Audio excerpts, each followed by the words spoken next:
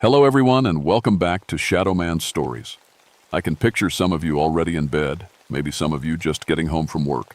Wherever you are, whatever time it is, I'm glad you're here. If this helps you relax or sleep, please like and subscribe. It means a lot.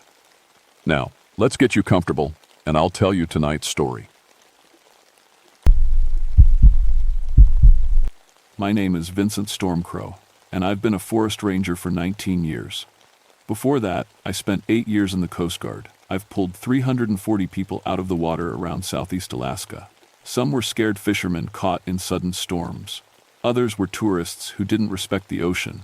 A few were already dead when I found them. I'm telling you this because what happened to me in October of 1978 sounds impossible. But I need you to know that I'm not the kind of man who makes things up. I don't drink much. I don't see things that aren't there. And I sure don't believe in ghost stories. At least, I didn't. The call came in at 2:30 inches the afternoon. I was at the ranger station on Admiralty Island, filling out paperwork about a bear warning we'd posted near the hiking trails. The radio crackled to life. Coast Guard Juneau to Admiralty Station. We have a missing vessel. I picked up the handset. This is Ranger Stormcrow. Go ahead. Sport fishing boat Mary Catherine is 14 hours overdue. Last radio contact yesterday at 1:01 p.m. 3 souls on board, Captain Jim Henley and 2 clients from Seattle. I looked out the window at the gray October sky. The wind was already picking up, making the spruce trees sway. Weather Service said we had 40-knot winds coming in from the Gulf of Alaska. Any last known position? I asked. They were heading to the salmon grounds near Point Retreat. We've got boats searching the main shipping lanes, but we need someone to check the back channels. I'll take the Cessna up. Copy that. Be advised, we're short on pilots today. You'll be going solo. I hung up and started gathering my gear.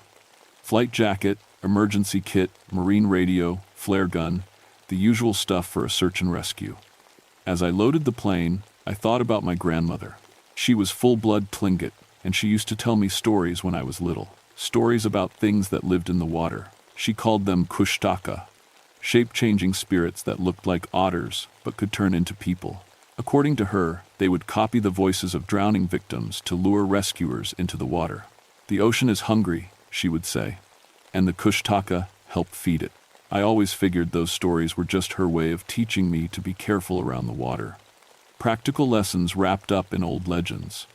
The real dangers were riptides, hypothermia, and sudden storms, not water spirits. My wife Sarah used to laugh at those stories. She'd tease me about my supernatural heritage whenever we went fishing together. Sarah loved being on the water. She said it made her feel free. That was before the accident 5 years ago. Before her boat was found upside down in Lynn Canal with no sign of what happened. Before I quit the Coast Guard and became a ranger, thinking maybe I could save other people, even if I couldn't save her. The Cessna 180 floatplane was tied up at the dock behind the station.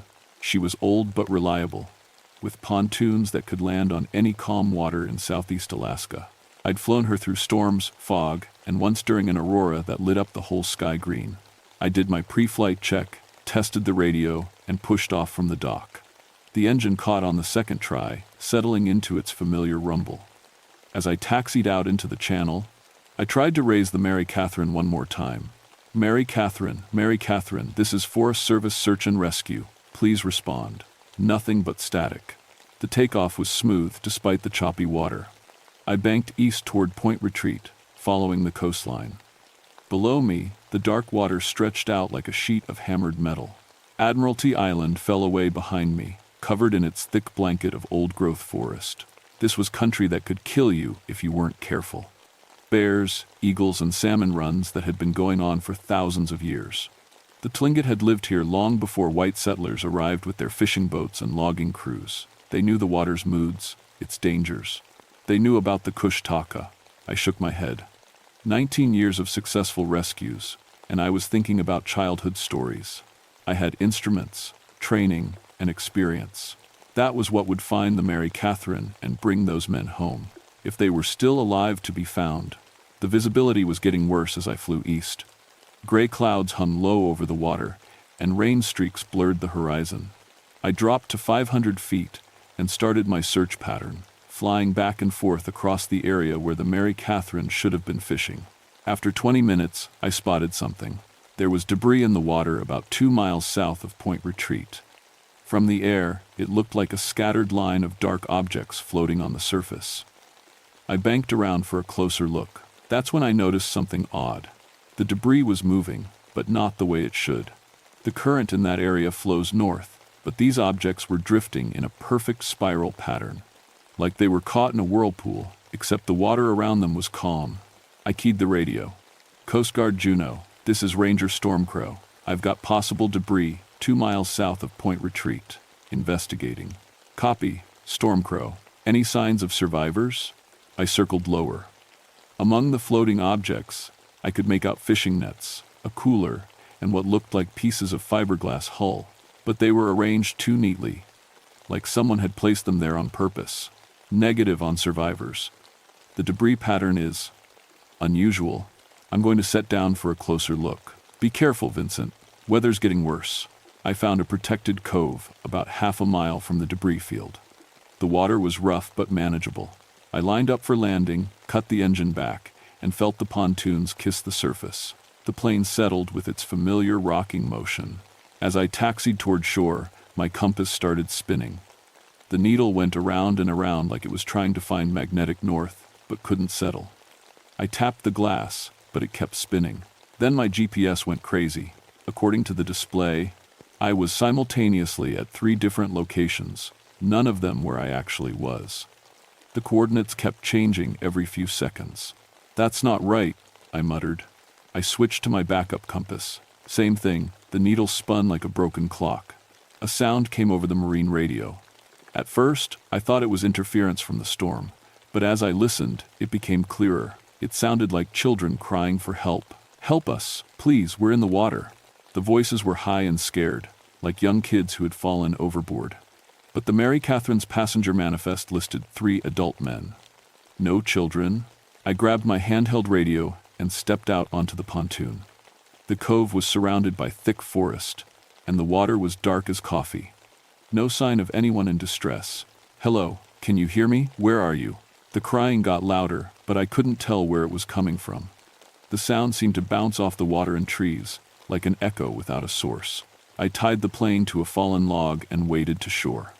The beach was narrow, just a strip of rocks and driftwood between the water and the tree line. I could hear the wind picking up in the forest, making the branches creak and sway. That's when I found the tracks.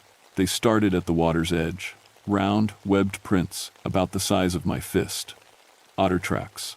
But after a few feet, they changed. The webbing faded away, and the prints became longer, more like bare human feet. By the time I'd followed them 20 feet inland, they were clearly human footprints. But the person who made them would have had to be changing from an otter into a human while walking. I knelt down and touched one of the prints. The sand was still damp, like someone had passed by within the last hour. What the hell? I whispered. I followed the tracks into the forest. The trees here were massive Sitka spruces, some of them 8 feet across. Their branches blocked out most of the gray daylight, making everything dim and shadowy. Normally, this kind of forest would be full of sounds, birds, squirrels, the distant grunt of bears. But this forest was completely silent. I stopped walking and listened. Nothing. No wind in the branches above me. No small animals rustling in the undergrowth. Even the sound of waves from the cove behind me had faded to nothing. The tracks led deeper into the trees, toward a small clearing ahead. I could see something white moving between the tree trunks. As I got closer, I realized it was a person. A little boy, maybe 8 years old, wearing a white t-shirt and jeans. He was soaking wet and standing perfectly still about 50 feet away. His back was turned to me, like he was looking at something deeper in the forest. "Hey," I called out. "Hey kid, are you okay?" The boy didn't move. I started toward him, pushing through the thick undergrowth. "Don't worry. I'm a ranger. I'm here to help." When I was about 20 feet away, the boy slowly turned around. His face was pale and his lips were blue, like he'd been in cold water too long. But his eyes were wrong. They were too old for such a young face, and they stared at me with an expression I couldn't read. "Are you hurt?" I asked. "Where are your parents?" The boy opened his mouth and spoke, But the voice that came out wasn't a child's voice. It was the deep, rough voice of a grown man. "Help me, Ranger," he said. "I'm drowning." I stopped walking. The voice was familiar. I'd heard it on the radio just before the Mary Catherine went missing. It was Captain Jim Henley's voice, coming out of an 8-year-old boy's mouth. "Please," the boy said in that adult voice. "The water is so cold. I can't swim anymore." As he spoke, I noticed his wet footprints were steaming on the cold ground. And when I looked closer, I could see that his features kept shifting slightly, like his face couldn't decide what it wanted to look like. I took a step backward. "Who are you?" I asked. The boy smiled, and for just a moment, I saw something else under his face, something sleek and dark, with small, sharp teeth. "Come closer," he said in Captain Henley's voice. "Come into the water with me." I turned and ran. I crashed through the forest, branches whipping at my face as I ran back toward the cove. Behind me, I could hear the boy following, but his footsteps didn't sound right. They were too quick, and they seemed to be coming from all directions at once. When I reached the shoreline, I stopped and looked back. The forest was empty, no sign of the boy, no sound of pursuit. Just the silent trees and the growing wind. My hands were shaking as I untied the plane. I needed to get out of here and radio for backup. Whatever was happening, it was beyond anything I'd been trained for. But as I climbed into the cockpit, I noticed the tide had risen. A lot. The water was now 3 feet higher than when I'd landed 20 minutes ago. That was impossible. Tides don't move that fast in these waters. And my plane was no longer near shore. Somehow, it had drifted 50 yards out into the cove, even though I'd tied it securely to the log. I tried to start the engine. Nothing. I checked the fuel gauge, the electrical connections, the prop for damage. Everything looked fine, but the engine was completely dead. The radio was dead too. Not just static, complete silence. "Come on," I muttered, trying the engine again. "Come on, start." A child's voice called from the water beside the plane. "Mister, help me." I looked over the side. A little girl was floating next to the pontoon, treading water. She looked about 10 years old, with long brown hair and a pink dress that swirled around her in the dark water. "I can't swim," she cried. "Please help me." But her voice was wrong, just like the boy's had been. She sounded like one of the Seattle fishermen who'd been on the Mary Catherine. I recognized the accent from the radio transmission. "Pull me up," she pleaded, reaching toward the pontoon with small, pale hands. "I'm so scared." I stared at her. The water in this cove was maybe 40 degrees. A person could survive in it for 15 minutes at most before hypothermia set in. But this girl showed no signs of cold. Her skin wasn't blue, she wasn't shivering, and she'd been floating there without any flotation device. "Where did you come from?" I asked. "The boat sank," she said in that adult male voice. "We all drowned, but you can save us. Just come in the water." More voices called out from different parts of the cove. "Over here. Help us. We're drowning." I looked around and saw them. 3 more children floating in the water. 2 boys and another girl, all of them calling for help in adult voices. They were spread out around the cove like they were surrounding me. The girl closest to my plane grabbed onto the pontoon. "Just give me your hand," she said. "Pull me up and I'll help you fix your engine."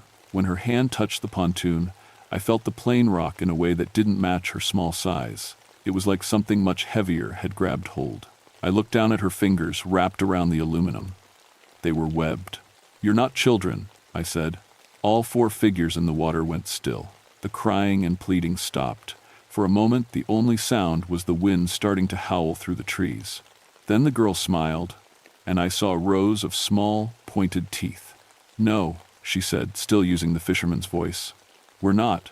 The water around the cove began to churn. It wasn't wind causing it. The surface was boiling up from below, like something large was moving underneath. "We've been here for a very long time," the girl continued. "Long before the white men came with their boats and their nets. This is our place, our hunting ground." One of the boys swam closer. "The men on that boat were fishing in our waters, taking our salmon. So we took them instead. We fed on their life as they drowned," added the other girl. "Their fear made them taste so sweet." I was reaching for my emergency kit when the boy closest to me suddenly changed. His form rippled like water, stretching and darkening. In seconds, he transformed from a child into a sleek, black otter the size of a grown man. Then he changed again, becoming something in between. Part human, part animal. With fur and fangs and intelligent, hungry eyes. Kushtaka, I whispered. My grandmother's stories were real. All of them. The creature that had been a boy laughed, a sound like water gurgling down a drain. Your grandmother knew, it said. She tried to teach you. But you stopped listening to the old ways. The others were changing too, shifting between child and otter, and something else entirely. The water around them turned black, and I could see more shapes moving beneath the surface. We could have taken you quickly, the first girl said. But it's more fun when you're afraid. Terror makes the meat tender. The engine suddenly roared to life. I didn't waste time wondering why it had started. I slammed the throttle forward and felt the plane surge away from the pontoon dock. The creatures scattered as I plowed through them, but they didn't disappear. They dove under the water and began following the plane like a pack of wolves. I could see their sleek forms just below the surface, keeping pace easily as I taxied toward the mouth of the cove. Dark shapes with too intelligent eyes and too many teeth. The takeoff was rough. The water was choppy now, and something kept bumping the pontoons from below. But I managed to get airborne, climbing as fast as the old Cessna could manage. As I gained altitude, I looked down at the cove. The 4 Kushtaka had surfaced and were floating in the center, no longer bothering to look human. They watched my plane with the patience of predators who knew their prey had nowhere to run, because I was starting to realize something terrible.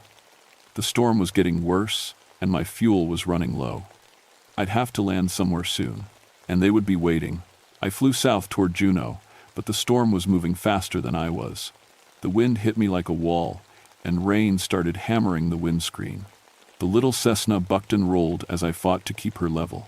My radio came back to life with a burst of static. Forest Service, this is Coast Guard Juneau. Stormcrow, do you copy? I grabbed the handset.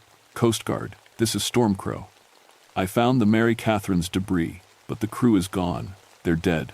Copy. What's your status? I looked at my fuel gauge. Less than an hour of flight time left, and the weather was getting worse by the minute. I need to set down somewhere and wait out this storm. Roger. There's a ranger cabin on Shelter Island with a protected anchorage. Can you make it that far? Shelter Island was 15 minutes away in good weather. In this storm, it might as well have been on the moon. But I didn't have a choice. I'll try. The flight to Shelter Island was the worst of my life. Wind gusts hit me from every direction, and ice started forming on the wings. Twice I nearly lost control completely. But somehow, I spotted the island's lighthouse through the rain. The anchorage was on the south side, protected by a breakwater of rocks. I came in low and fast, fighting crosswinds all the way down. The landing was hard, but the pontoons held. I taxied to the dock and tied up quickly. The ranger cabin was a small log building 50 yards from the water, designed for emergency shelter. I grabbed my gear and ran for it as the storm tried to blow me off my feet. Inside, the cabin was cold but dry. One room with a wood stove, a bunk, and emergency supplies. I got a fire going and tried to radio for help, but the storm was blocking all transmissions. That's when I heard them. Children's voices, calling from outside in the wind. Ranger, help us. We're lost. Please let us in. I looked out the window but couldn't see anything through the rain. Just darkness and the storm. The voices got closer. We're so cold. Please open the door. Small hands began knocking on the walls of the cabin. The knocking came from all sides at once. Impossible unless there were a dozen kids outside. I checked my emergency kit. Flare gun with 6 rounds, a .38 revolver with 12 bullets, a survival knife. My grandmother's medicine bag that I'd carried for luck but never believed in. The knocking stopped. Then something much heavier slammed into the door. Wham! The thick log door shook in its frame. Whatever had hit it was a lot bigger than a child. Wham! Wham! I backed away from the door, pulling out the revolver. A voice spoke from just outside. Not a child's voice this time, but the deep growl of something that had never been human. We can smell your fear, Vincent Stormcrow. It calls to us like blood in the water. The windows exploded inward. 4 shapes flowed into the cabin like liquid shadow. They were no longer bothering with human disguises. These were the true Kushtaka, creatures of fur and fang and ancient hunger. They moved like otters but stood upright like men, with eyes that held the intelligence of apex predators. "Your grandmother's people knew how to honor us," the largest one said. "They left offerings. They stayed away from our waters during the spawning season. But you forgot the old agreements." I fired 3 shots. The bullets passed right through them like they were made of mist. "Iron cannot hurt us here," another one laughed. "This is our place of power." They began to circle me, and I could feel something draining away. My strength, my warmth, my will to fight. These things fed on more than just flesh. They consumed the very essence of life. That's when I remembered my grandmother's medicine bag. With shaking hands, I pulled out the small leather pouch she'd given me when I graduated from high school. Inside were traditional items, eagle feathers, carved bone, and herbs I couldn't identify. "Spirits of the water," I said in halting Tlingit, trying to remember the words she'd taught me. "I offer you respect." The Kushtaka paused. I pulled out the eagle feather and held it up. "I am Stormcrow, of the Raven clan. I ask for safe passage." The largest creature tilted its head. "You speak the old words. But you stopped believing in them long ago." "I believe now," I said. It was true. Facing these ancient predators, I finally understood what my grandmother had been trying to tell me. There were powers in this world, older than science, older than instruments and training. The Tlingit had survived here for thousands of years because they knew how to respect those powers. "Your belief comes too late," the creature said. "You have seen our true forms. You know our hunting grounds. You cannot be allowed to leave." They started closing in. I pulled out my flare gun and fired directly at the wood stove. The flare exploded against the metal, filling the cabin with brilliant red light. The Kushtaka shrieked and fell back, their forms becoming translucent in the harsh glare. "Light," I realized. "You can't handle bright light." I fired another flare at the ceiling and another at the walls. The cabin filled with chemical fire and blazing phosphorus. The creatures howled and tried to escape through the broken windows. But the storm was still raging outside, and I could hear them regrouping in the darkness beyond the light. I had 3 flares left. The storm lasted all night.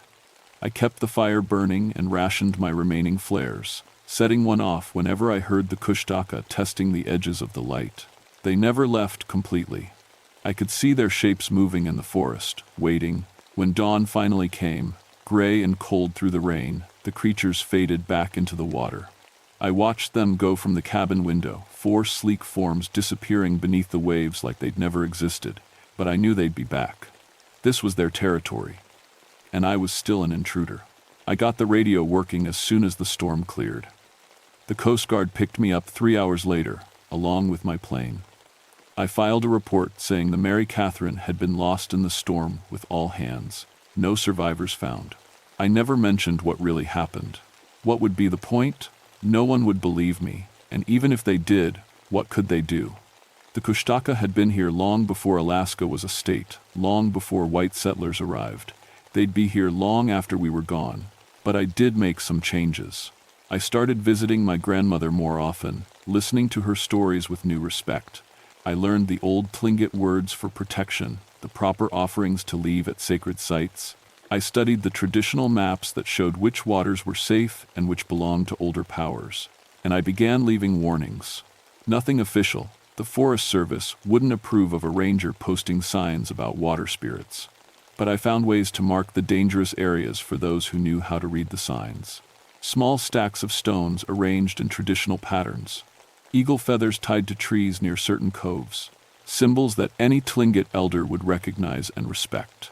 Most people ignore them. Sports fishermen from down south see the markers as quaint native decorations. They still launch their boats in waters where the Kushtaka hunt. And sometimes, those boats don't come back. When that happens, I join the search parties. I look for debris and survivors and signs of what really happened. Usually, I find the boats overturned in calm weather, with no explanation for why experienced fishermen would end up in the water. The Coast Guard calls them unexplained marine casualties. They blame equipment failure, rogue waves, operator error. They write reports and file statistics and warn boaters to be more careful. I let them believe that. Some truths are too dangerous to share. But late at night, when the fog rolls in from the Gulf of Alaska and the water turns black as ink, I remember what my grandmother told me about the hungry ocean and the creatures that help feed it. I remember the voices of drowned fishermen calling for help, and I make sure to stay on dry land. The Kushtaka are still out there. They're patient and they're hungry, and they never forget an intrusion into their domain. Sometimes, when I'm flying search and rescue missions, I spot them in remote coves. Dark shapes just below the surface, watching and waiting. They know I'll be back eventually. The ocean always claims its due. My grandmother used to say that every rescue I made was borrowed time, that the water would eventually collect what it was owed. For 19 years, I thought I was saving lives. Now I know I was just delaying the inevitable, but I keep doing the job anyway, because someone has to stand between the hungry water and the people who don't know what swims beneath it. Someone has to remember the old warnings. Someone has to respect the Kushtaka's hunt, even if it means I'll never truly escape their waters. My name is Vincent Stormcrow, and this is what I know about the things that live in the deep places of Southeast Alaska. Believe it or not, but if you're ever fishing these waters and you hear children calling for help when no children should be there, remember what I've told you. Don't go into the water. Don't trust the voices. And pray the tide doesn't trap you in their hunting grounds after dark. Because if it does, you'll learn the truth about the Kushtaka. And by then, it will be too late.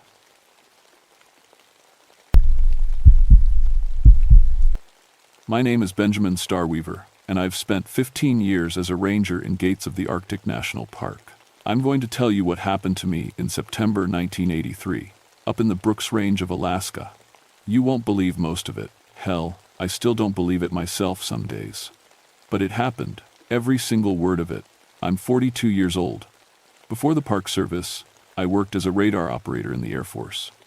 That's where I learned about electromagnetic fields, radio waves, all that technical stuff. After I got out, I figured I'd combine my love of the outdoors with my science background. The Northern Lights, the Aurora Borealis, became my obsession. I'd published 3 papers on electromagnetic anomalies during aurora events. Small stuff. Academic journals nobody reads. But I was building a reputation. Gates of the Arctic is the most remote national park in America. No roads, no visitor centers, no cell phone towers, though those didn't exist yet anyway. Just 9 million acres of wilderness where the mountains scrape the sky, and the silence is so heavy it feels like a physical thing pressing against your ears. The Inupiat people, the native folks who've lived up here for thousands of years, they have stories about the Northern Lights. They say the aurora is alive. They talk about the Tornarsuk, giant spirit bears that control the lights, that move between our world and some other place we can't see. Beautiful stories. I respected them the way you respect any culture's mythology. But that's all I thought they were. Stories. I'd told my supervisor, Jim Hendricks, as much over coffee before I left for my research trip. The Tornarsuk legends are just the Inupiat trying to explain what they saw. I said, Aurora can mess with your brain. The electromagnetic fields can cause hallucinations. That's probably what they were seeing. Jim had given me a funny look. Ben, the Inupiat have lived up here longer than our entire country has existed. Maybe show a little humility about what they know versus what you think you know. I'd laughed it off. Told him I'd be back in 3 weeks, with enough data to finally prove my theories about aurora-linked electromagnetic distortions. That was my first mistake, going up there thinking I knew everything. My second mistake was going alone. The pilot who flew me in a bush pilot named Carl Morrison didn't like the idea either. We'd loaded my equipment into his Cessna at Bettles. Cameras, radio spectrum analyzers, electromagnetic field detectors, enough batteries to power a small town. Carl kept shaking his head. 3 weeks solo up there, he said, in late September? That's pushing it. Ben, budget's tight, I told him. Can't afford an assistant. Besides, I've done solo trips before. Not during aurora season, not this far north. Carl pulled out a map, pointed to my destination. You're going right to the heart of the Brooks Range. The Inupiat call this area Nunatsiaq, the beautiful land. But they also say it's where the Tornarsuk are strongest, where the lights come down and touch the earth. You believe in spirit bears, Carl?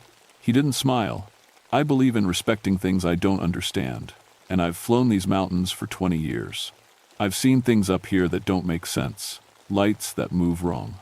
Animals acting strange.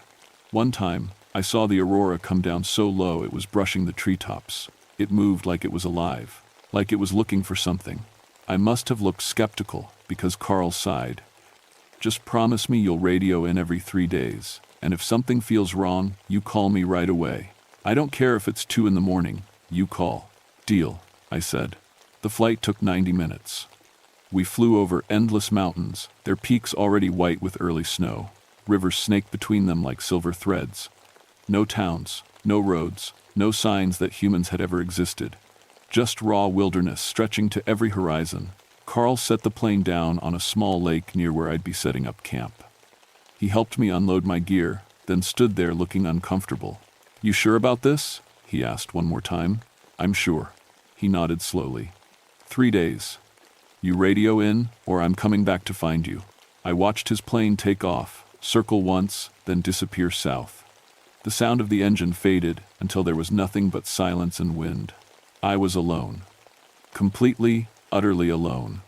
The nearest human being was probably 100 miles away. I should have been excited. Instead, I felt a strange coldness in my stomach, like I'd just made a terrible mistake but couldn't figure out what it was. The feeling passed. I got to work, setting up camp. The first 5 days were perfect. Clear skies at night, and the aurora was incredible. I'd seen the northern lights hundreds of times, but this was different. More intense. The lights seemed to move with purpose, swirling and dancing in patterns that didn't match any of my previous observations. I took hundreds of photographs. My instruments recorded electromagnetic field readings that were off the charts. I filled 3 notebooks with observations, measurements, theories. This was exactly what I'd come here for. On the 6th night, things started feeling wrong. I was outside my tent, watching the aurora through my camera viewfinder. The lights were green and purple, moving in waves across the sky. Beautiful, hypnotic. I was so focused on getting the perfect shot that I almost didn't notice when the temperature dropped. I mean, really dropped. 1 minute it was cold, but manageable, maybe 30 degrees. The next minute, my breath was coming out in huge clouds and frost was forming on my beard. The temperature had to have fallen 20 degrees in less than a minute. That's not natural. Temperature doesn't change that fast without reason. I looked up from my camera. The aurora had changed. Instead of the usual spread-out curtains of light, it was concentrating into a single point directly above me. Narrowing, focusing, like a spotlight. My electromagnetic field detector started screaming. The needle was pinned so far to the right it looked like it might break off. I'd never seen a reading that high, not even during the most intense solar storms. Then I heard it, a sound like nothing I'd ever encountered before. Low, rumbling. It came from everywhere, and nowhere at once. It vibrated in my chest, made my teeth ache. It sounded almost like breathing, like something massive was taking slow, deep breaths. I grabbed my flashlight and swept it around the clearing. Nothing. Just trees and rocks, and my equipment. But the sound continued. And the aurora kept tightening into that focused beam of light.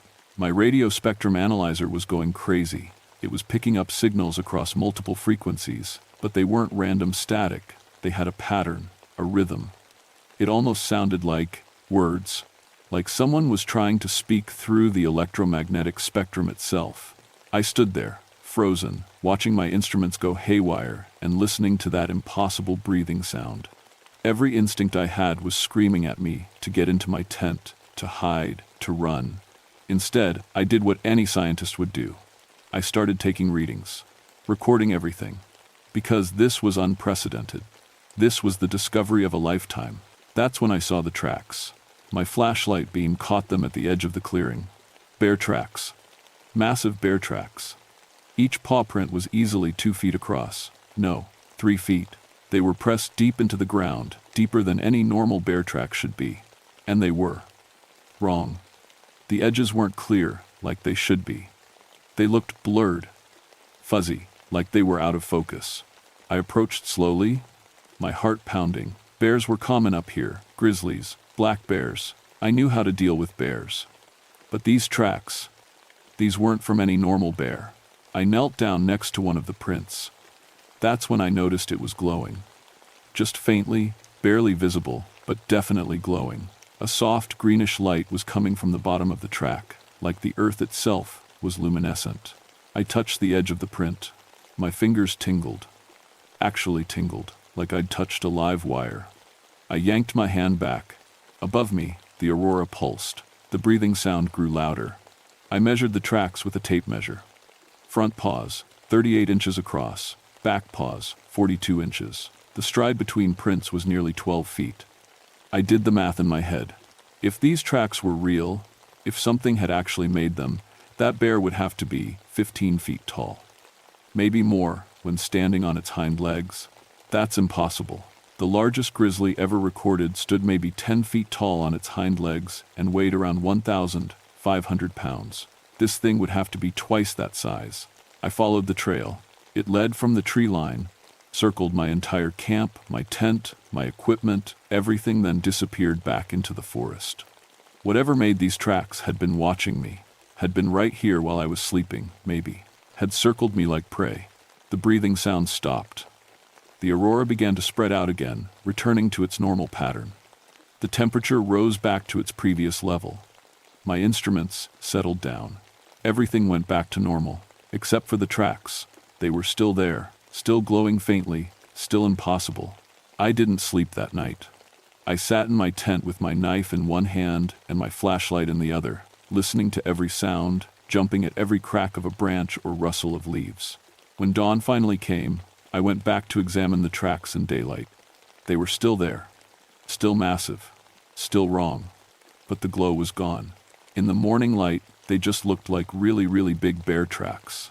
I tried to convince myself that's all they were, that I'd miscalculated the size, that the glow had been some trick of my flashlight or the aurora, that there was a rational explanation, but I couldn't shake the feeling that something had been out there, something that had looked at me and decided for now to let me live. I radioed Carl that morning, told him everything was fine, that my research was going great. I didn't mention the tracks or the strange aurora behavior. I didn't want him thinking I was losing my mind. Maybe I should have. The tracks appeared again 2 nights later. This time, they came right up to my tent. I found them in the morning, massive paw prints pressed into the ground inches from where my head had been while I slept. Whatever it was, it had stood there, watching me. I could have reached out and touched it through the tent wall. That's when I started really understanding fear. Not the quick startle when something jumps out at you. The deep, cold fear that settles into your bones and doesn't leave. The kind that makes you question every decision that brought you to this moment. I should have called Carl, should have asked him to fly back and get me early. But I didn't, because part of me still needed to understand what was happening. The scientist in me couldn't let go.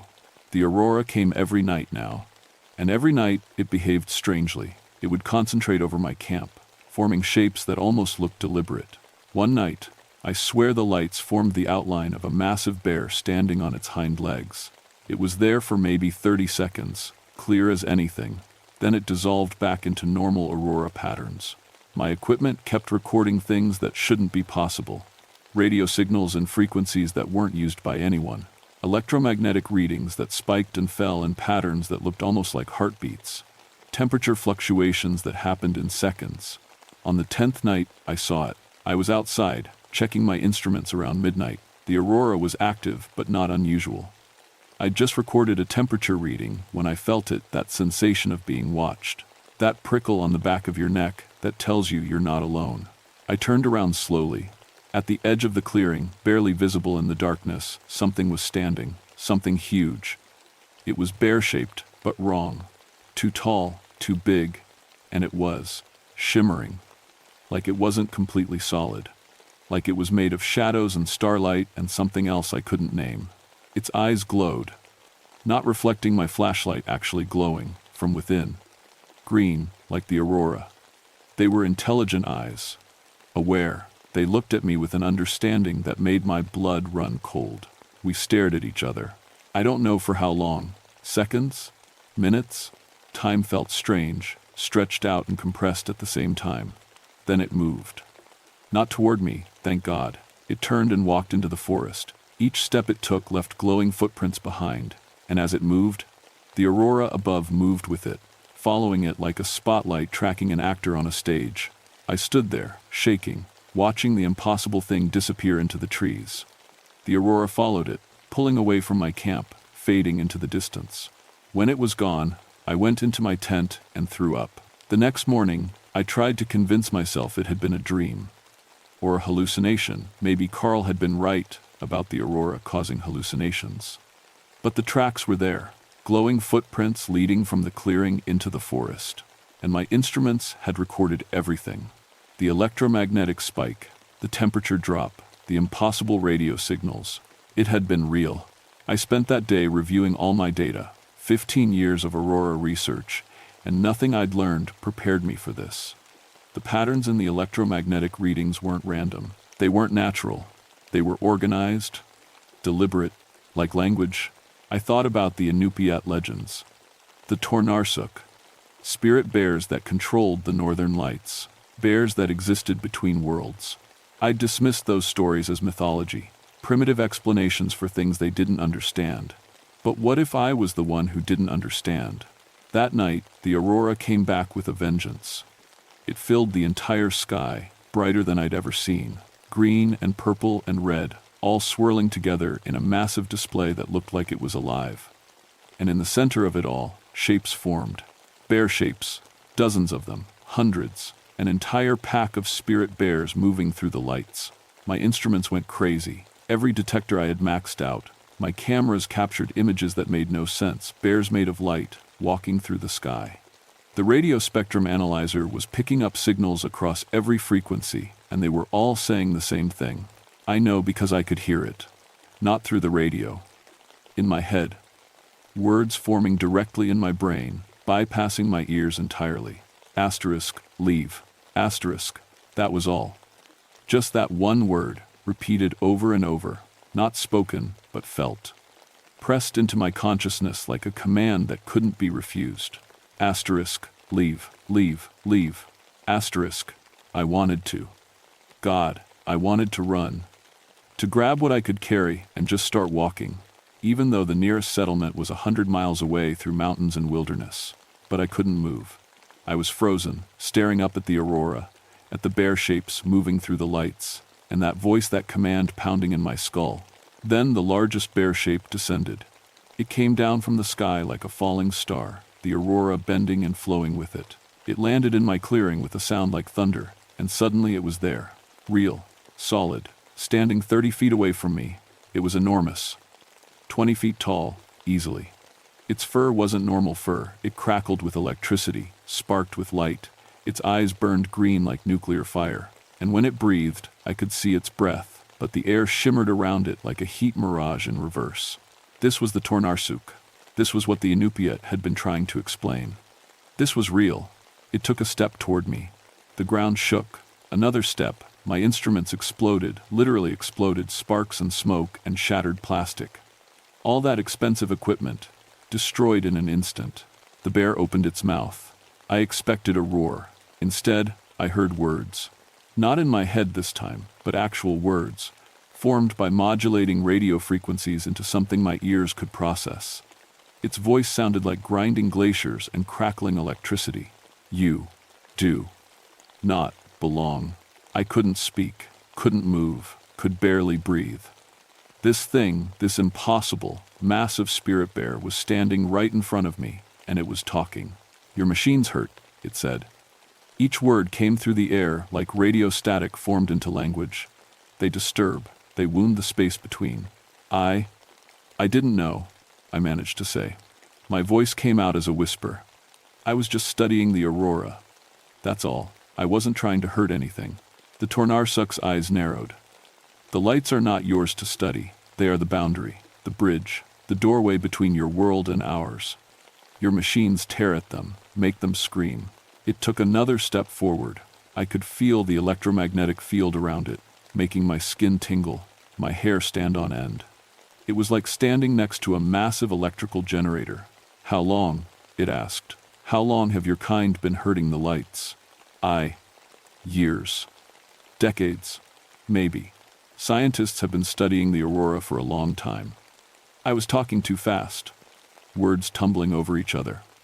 But we're just trying to understand. We're not trying to cause harm. We just want to learn. Learn, the Tornarsuk repeated. The word sounded bitter in its electrical voice. Always learning, always taking, never listening. It lifted one massive paw. Static electricity arced between its claws. We have watched your kind spread across this land. You cut the trees, you poison the rivers, you drive away the animals, and now you tear at the very fabric of the spaces between worlds. I'm sorry, I said, and I meant it. Looking at this creature, this guardian, this spirit, I understood. My research, my instruments, they'd been causing pain.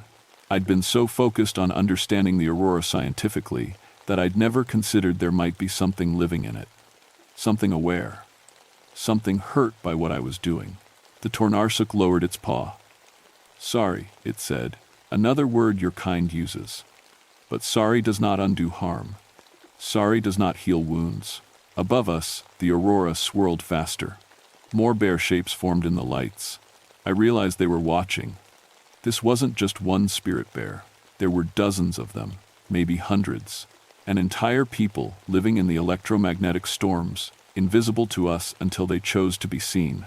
What do you want me to do? I asked. I'll leave. I'll destroy my research. I'll never come back. Just tell me what you want. The Tornarsuk was silent for a long moment. Its eyes bore into me, and I felt like it was reading my entire life. Every choice I'd made, every thought I'd ever had. It was seeing all of me, judging me, deciding if I was worth keeping alive. Your machines are destroyed, it finally said. You cannot leave. The cold will kill you in 3 days. The distance will kill you in 5. You will die here. Fear shot through me. Then why tell me to leave? If you're just going to let me die anyway? We will not let you die, the Tornarsuk said. We will kill you. There is a difference. It raised both paws. The aurora above exploded with light. I felt electricity building in the air, so thick I could taste it, metallic and sharp. This was it. This was how I died. Killed by a spirit bear in the Arctic wilderness, struck down by electromagnetic lightning while the northern lights watched. But then something changed in the Tornarsuk's eyes. It tilted its massive head, studying me differently. You see us, it said slowly. You truly see us.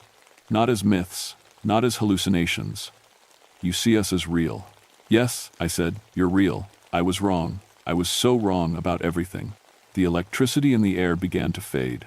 The Tornarsuk lowered its paws. Most of your kind cannot see. They look at us and see only lights, only weather, only science. But you see what is truly there. Hope flickered in my chest. Tiny, fragile, but there. I see you, I said, and I understand now. The aurora isn't just electromagnetic radiation. It's alive. It's your home, your world, and I've been damaging it. Yes, the word was softer now. Less like grinding glaciers, more like wind through trees. But you did not know. Ignorance is not the same as malice. The Tornarsuk sat back on its haunches. Even sitting, it was taller than me. It looked up at the aurora, at the other bear shapes moving through the lights. They were waiting for its decision, waiting to see if I would live or die. Your kind is spreading, the Tornarsuk said. Soon, more will come, more machines, more harm. We cannot stop them all. The world is changing. Our strength fades as your machines grow stronger. An idea formed in my mind. Desperate, maybe crazy, but it was all I had. What if? What if I could help? I know how the machines work. I understand the science. What if I could teach you how to protect the aurora from our technology? Or what if I could warn my people about what's happening? The Tornarsuk looked back at me. You would do this? You would stand between your kind and ours? Yes, I said, and I meant it. I'll make this right, however I can. I'll spend the rest of my life protecting what I've been hurting. The massive spirit bear stood. It walked closer, each step shaking the ground, until it was standing right over me. I could have reached up and touched its chest. This close, I could see that its fur wasn't fur at all. It was made of countless tiny sparks of light, flowing and shifting like aurora given form. It reached down with one enormous paw and placed it on my head. Gently, carefully, like it was blessing me. Energy flowed through me, not painful, but overwhelming. I saw visions of the aurora from the other side. I saw the electromagnetic spectrum the way the Tornarsuk saw it, alive with colors and sounds humans couldn't perceive. I saw the damage our technology was causing, tears in reality that bled light and energy. I saw the Tornarsuk's world fading, weakening, as our world grew stronger, and I saw what I could do about it. Knowledge flooded into me, understanding of how the boundaries between worlds worked, how to monitor them without causing damage, how to protect them from the worst of our technological interference. When the vision ended, I was on my knees, gasping. The Tornarsuk stepped back. "You are marked now," it said. "You walk between worlds, as we do. You will protect the boundaries. This is your purpose, your penance, your gift." "I will," I promised. "I swear it." The Tornarsuk nodded.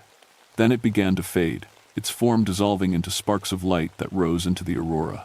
The other bear shapes in the sky did the same, flowing back into the northern lights until they were gone. I was alone in the clearing. The aurora above was calm now, gentle, moving in its usual patterns. My destroyed equipment lay scattered around me. No evidence remained of what had just happened, except I was different. I could feel it. I could see things now that I couldn't before. The aurora wasn't just light anymore. I could sense the life in it, the presence of things living in the electromagnetic storms. I had 3 days until Carl came to pick me up. 3 days to figure out how to explain what happened, how to tell people about what I'd learned without sounding completely insane. 3 days to decide what to do with the rest of my life. Carl arrived exactly on schedule. When he landed on the lake and saw my destroyed equipment, his face went pale.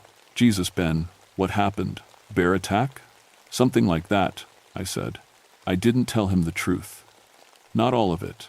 I said a massive grizzly had wandered into camp, destroyed my equipment while I hid in my tent, then left. Scary, but believable. The kind of thing that happens in the Arctic wilderness. Carl accepted it. He helped me load what could be salvaged and flew me back to Bettles. During the flight, he kept glancing at me, like he knew I wasn't telling the whole story, but he didn't push. When we landed, he finally asked, "Did you find what you were looking for? With your Aurora research?" I thought about that. Thought about the Tornarsuk, about the visions, about the promise I'd made. "Yeah," I said. "I found exactly what I needed to find." That was 35 years ago. I'm 77 now, sitting in my cabin outside Fairbanks, writing this all down. I've spent more than 3 decades doing what I promised. Monitoring the boundaries between worlds, developing non-invasive ways to study the aurora, teaching others to respect what they don't understand. I published new research, carefully worded to avoid sounding crazy. I worked with the Inupiat elders, learning their stories, understanding their knowledge. Some of them knew what had really happened to me up there. They called me bear-marked, said I carried the Tornarsuk's blessing. I see them sometimes. The spirit bears. Not often, but occasionally, when the aurora is particularly strong, I can see their shapes moving through the lights. They're still there, still watching, still protecting their world from ours. 2 people died during my research trip, though I didn't know it at the time. A researcher named David Chen had gone missing a month before I arrived, found later with strange electrical burns covering his body. And Carl Morrison, that bush pilot who flew me in and out, his heart stopped while he was flying 6 months after my trip. They found his plane crashed in the Brooks Range. The autopsy said massive electrical shock, but they never figured out how it happened. The Tornarsuk had said there was a death count. I think those were the 2 deaths. Warnings. Messages to those who got too close to secrets they weren't ready to understand. I was the 3rd. But I was given a different path. Not death, but transformation. Not ending, but beginning. I still study the aurora, but now I do it with respect, with understanding. I monitor the boundaries, watch for tears in the fabric between worlds, and when I find them, I work to heal them. It's slow work, quiet work. Nobody really understands what I'm doing or why, but the Tornarsuk knows. And that's enough. Sometimes, late at night, when I'm outside watching the northern lights dance across the sky, I hear that voice again. Words formed from electromagnetic radiation, speaking directly to my mind. Asterisk, asterisk, guardian. Asterisk, asterisk, it says. Asterisk, asterisk, you keep your promises. Asterisk, asterisk. And I do. I will keep them until the day I die, because I've seen what lives in the lights. I've walked between worlds. I've been given a gift and a responsibility. Some people say the aurora is just solar radiation hitting our atmosphere. Just science. Just nature. They're wrong. The aurora is alive. It's a doorway, a boundary, a bridge between our world and something older, something wilder, something we've forgotten how to see. And I am its guardian. If you ever find yourself in the Arctic watching the northern lights, remember that. Remember that you're not just seeing a light show, you're seeing into another world. And sometimes, if you're quiet and respectful and very, very lucky, you might see something looking back. The Tornarsuk are still out there, still watching, still protecting their home from ours. And if you go up there with machines that tear at the boundaries, with science that doesn't understand respect, with arrogance that thinks you know everything, well, they'll find you, just like they found me. And you'd better hope they show you the same mercy they showed me. Because not everyone gets that chance. Not everyone walks away. Remember that. Respect the lights, respect the boundaries, respect what you cannot fully understand, or pay the price. The aurora is beautiful. But beauty can be dangerous. Beauty can have teeth. I learned that the hard way. Don't make my mistakes.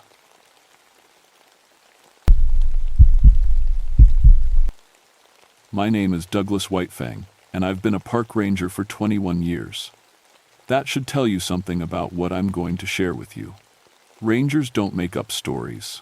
We deal in facts, measurements, and reports that go into government files. But sometimes facts don't explain everything. It was March 1959, and Alaska had just become our 49th state. Everyone was excited about the new territory, especially the scientists. They wanted to study everything, the wildlife, the mountains, and especially the glaciers. That's where I came in. I'd been assigned to Glacier Bay National Monument for the past 8 years. My job was to monitor the glaciers, measure how fast they were melting, and keep people safe from the ice. Before becoming a ranger, I spent 6 years in the Navy working on icebreaker ships. I knew ice better than most people know their own backyard. The Muir Glacier was my responsibility. It's a massive wall of blue-white ice that rises 200 feet out of the water and goes down another 300 feet below the surface. When chunks of ice break off, we call it calving. It sounds like thunder and creates waves that can flip a boat. I'd heard all the local stories, of course. The Tlingit people, who lived in the area for thousands of years, had legends about something they called the Tizaruk. They said it was a giant serpent that lived in the deep waters around the glaciers. According to their stories, it was longer than 10 canoes and could freeze a man solid with its breath. I figured these were just ways to explain things they didn't understand. Strange sounds from the ice, unexplained drownings, maybe a few whale sightings that got exaggerated over the years. After 2 decades of working in the wilderness, I thought I'd seen everything nature could throw at me. I was wrong. The research trip was supposed to be routine. Budget cuts meant I was going alone instead of with my usual partner, Jim Kowalski. Jim had been transferred to Yellowstone the month before, and they hadn't sent a replacement yet. I didn't mind the solo work. Sometimes it was easier to focus without someone else asking questions every 5 minutes. My boat was a 20-foot Ranger vessel with a reliable outboard motor, radio equipment, and enough supplies for a week. I had sonar equipment to measure the underwater portions of the glacier, cameras for documenting changes, and all the standard safety gear. Flare gun, emergency beacon, cold water survival suit. The weather forecast looked good. Clear skies, light winds, temperatures in the 30s, perfect conditions for getting close to the glacier face and taking detailed measurements. I launched from Bartlett Cove at dawn on March 15th. The water was like glass, reflecting the snow-covered mountains perfectly. A few seals watched me from ice floes, and I spotted a pair of eagles circling overhead. Everything felt normal. It took 3 hours to reach the Muir Glacier. As I got closer, I could hear it groaning and creaking, the sound of thousands of tons of ice under pressure. Sometimes you'd hear a sharp crack like a rifle shot when stress built up in the ice. These were normal glacier sounds that I'd heard hundreds of times before. But as I set up my equipment that first day, I noticed something odd.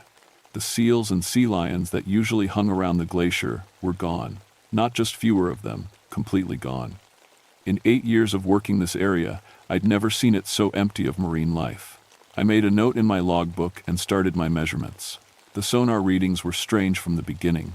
I'd been mapping the underwater portion of the glacier for 3 days, and the numbers didn't make sense. According to my instruments, something large was moving beneath the ice, something much too big to be a whale. The first reading showed an object roughly 200 feet long at a depth of 150 feet. I figured it was an equipment malfunction, so I recalibrated and tried again. Same result. I moved to a different position and got the reading from another angle. Still there. On the 4th day, I found the first body. I was setting up my camera equipment when I spotted something dark embedded in the ice near the glacier face. At first I thought it was debris, maybe a log that had frozen into the ice during formation. But when I got closer with binoculars, I could see it was a person. He was frozen solid, arms outstretched like he'd been trying to swim when the water turned to ice around him. His face was perfectly preserved, mouth open in what looked like a scream. He wore the kind of clothes local hunters used: sealskin parka, waterproof boots. The strange thing was his position in the ice. He was at least 40 feet above the current water level, frozen into ice that had to be decades old. But his body looked fresh, like he'd died recently. I radioed the incident to headquarters and was told to document everything but not to attempt recovery. They'd send a team when weather permitted. I took photos from every angle and made detailed notes. That night, anchored in a protected cove about a mile from the glacier, I couldn't stop thinking about the frozen man. How had he gotten so high up in old ice, and why did he look so terrified? I was reviewing my notes when I heard it for the first time, a sound unlike anything I'd experienced in 21 years of wilderness work. It started low, like the rumble of distant thunder, then rose to a high keen that seemed to come from everywhere at once. It lasted maybe 10 seconds, then stopped abruptly. The silence that followed was complete. No wind, no water lapping against the boat, no normal glacier sounds. Even my radio had gone quiet. No static, no background hum from the electronics. Then my boat rocked violently, as if something large had passed underneath. I grabbed a flashlight and looked over the side, but the water was too dark to see anything. The rocking continued for several minutes, then gradually settled. When I checked my sonar, it showed something massive directly below my boat, but the image was distorted and unclear. I spent the rest of the night with the engine running and the lights on, ready to leave quickly if needed.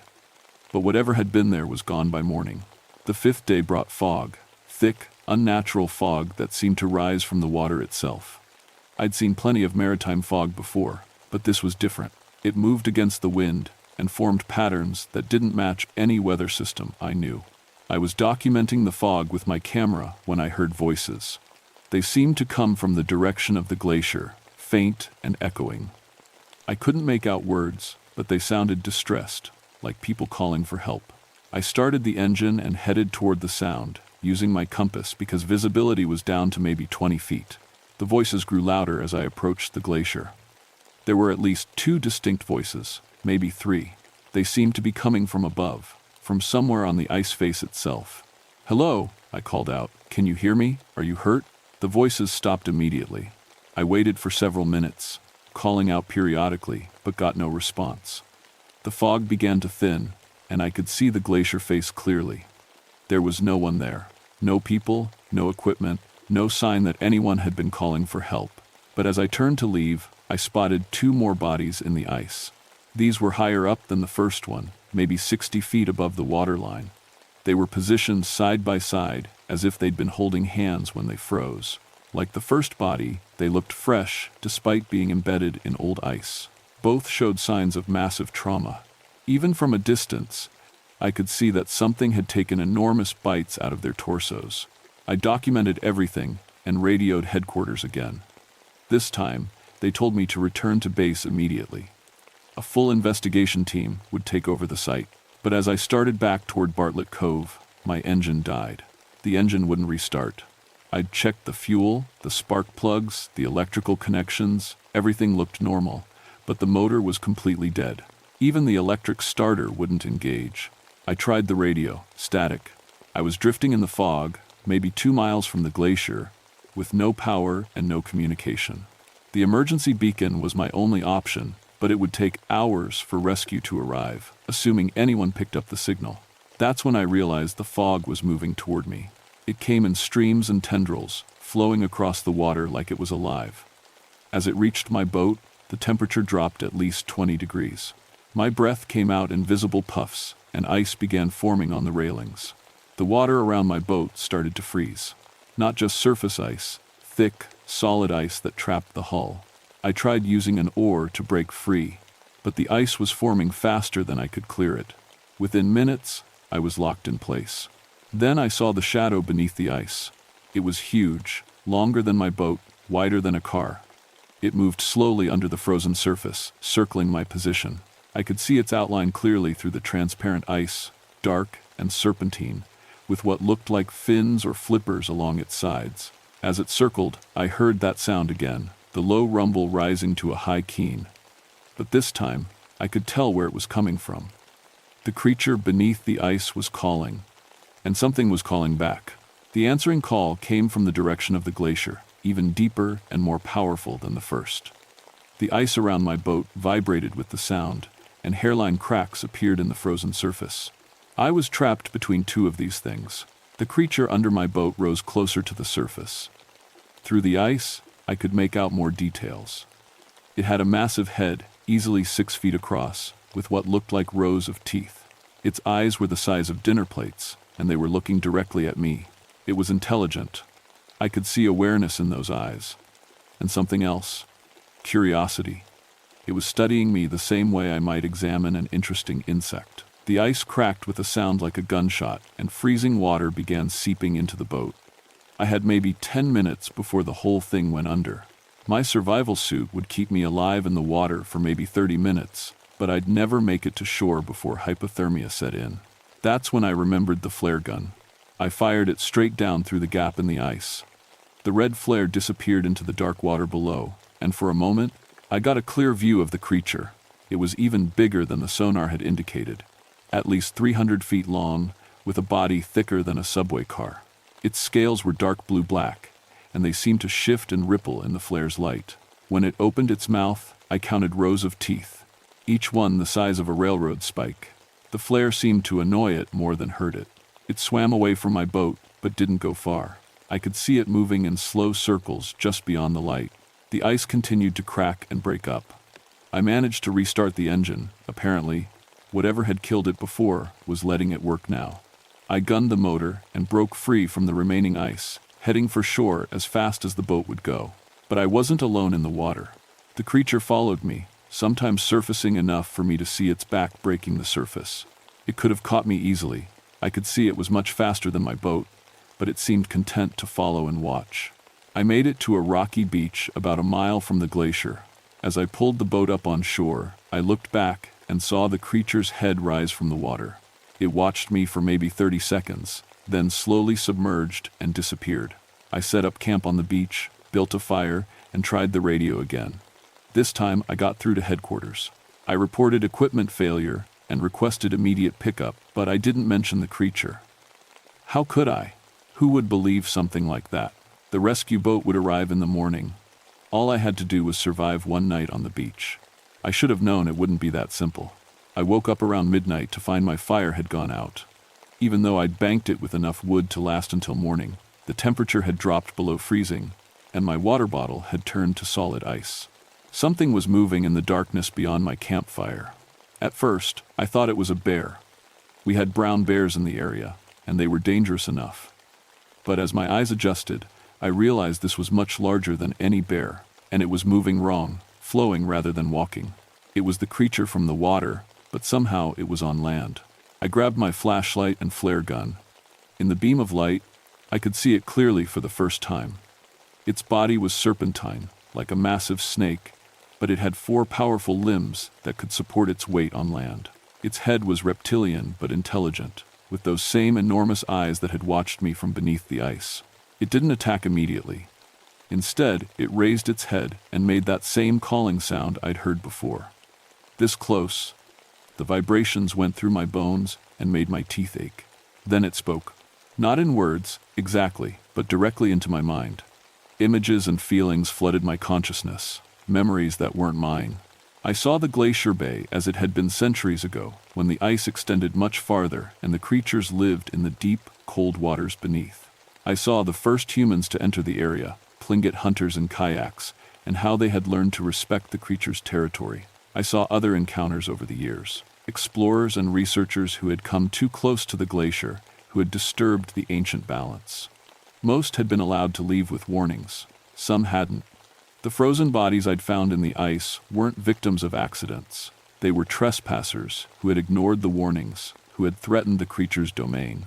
The Tizaruk had dealt with them the only way they knew how. And now I was here, with my instruments and cameras, documenting their secret home for the outside world. The creature moved closer, its massive body sliding across the rocky beach with surprising grace. Its breath came out as visible vapor that instantly froze whatever it touched. When it breathed on a nearby tree, the trunk cracked like it had been hit with liquid nitrogen. I understood that I was being given a choice. I could leave and forget what I'd seen, never return to this part of the glacier bay, never speak of what lived beneath the ice. Or I could join the others in their frozen display, a permanent warning to future intruders.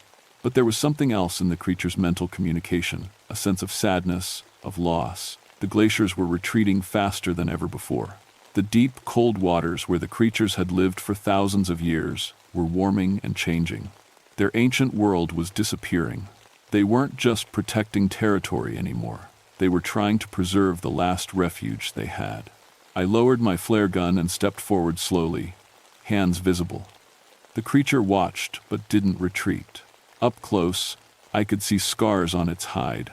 Old wounds from ship propellers, possibly, or encounters with other predators. This was an ancient being that had survived in one of the most hostile environments on Earth.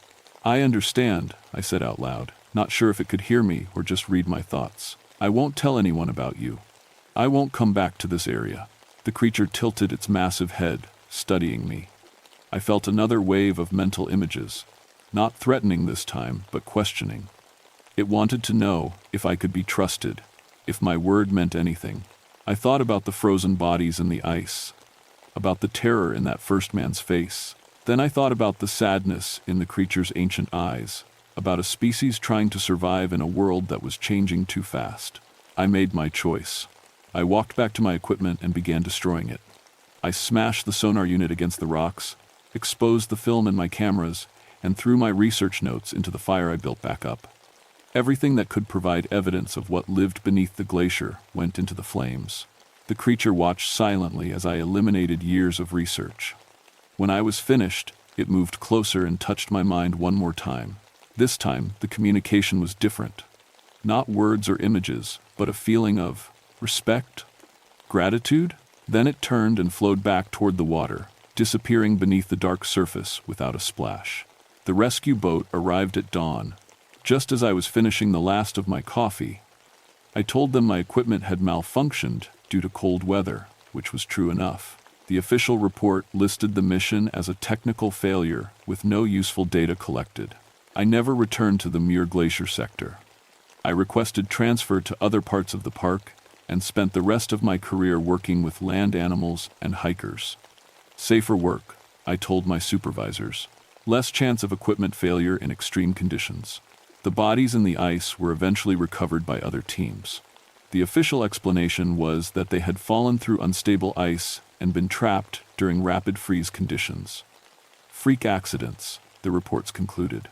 The unusual positioning and trauma were attributed to ice pressure and decomposition effects.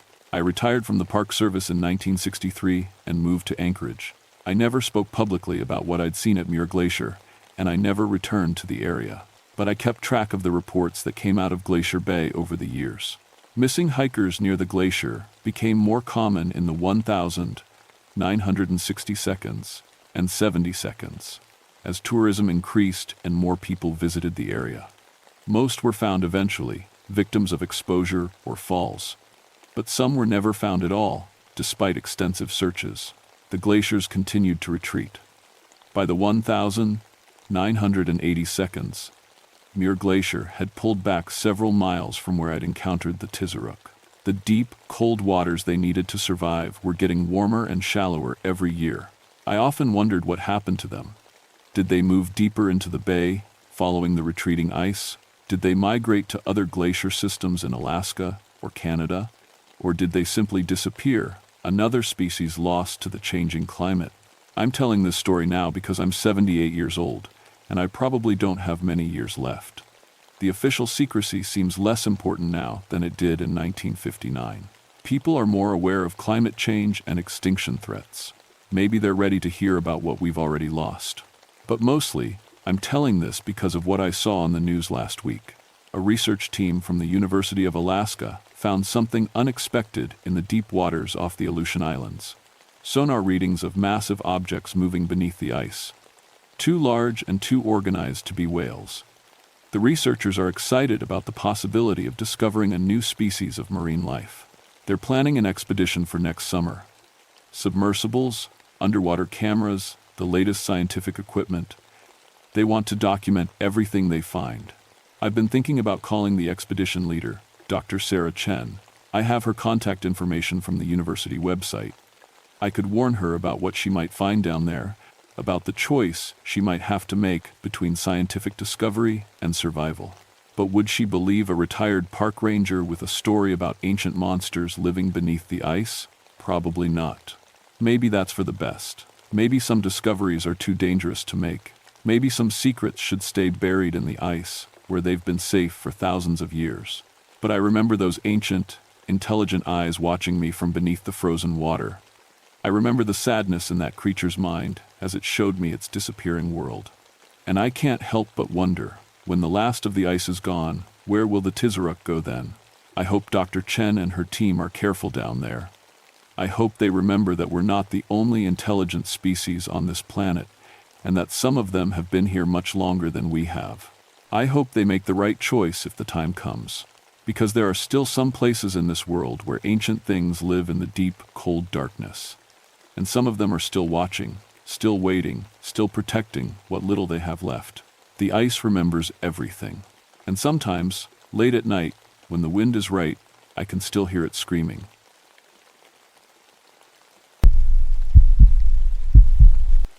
My name is Alexander Nighthawk, and I've been a ranger in Alaska's Arctic National Wildlife Refuge for 17 years. People always ask me if I get scared out here, alone in the wilderness for weeks at a time.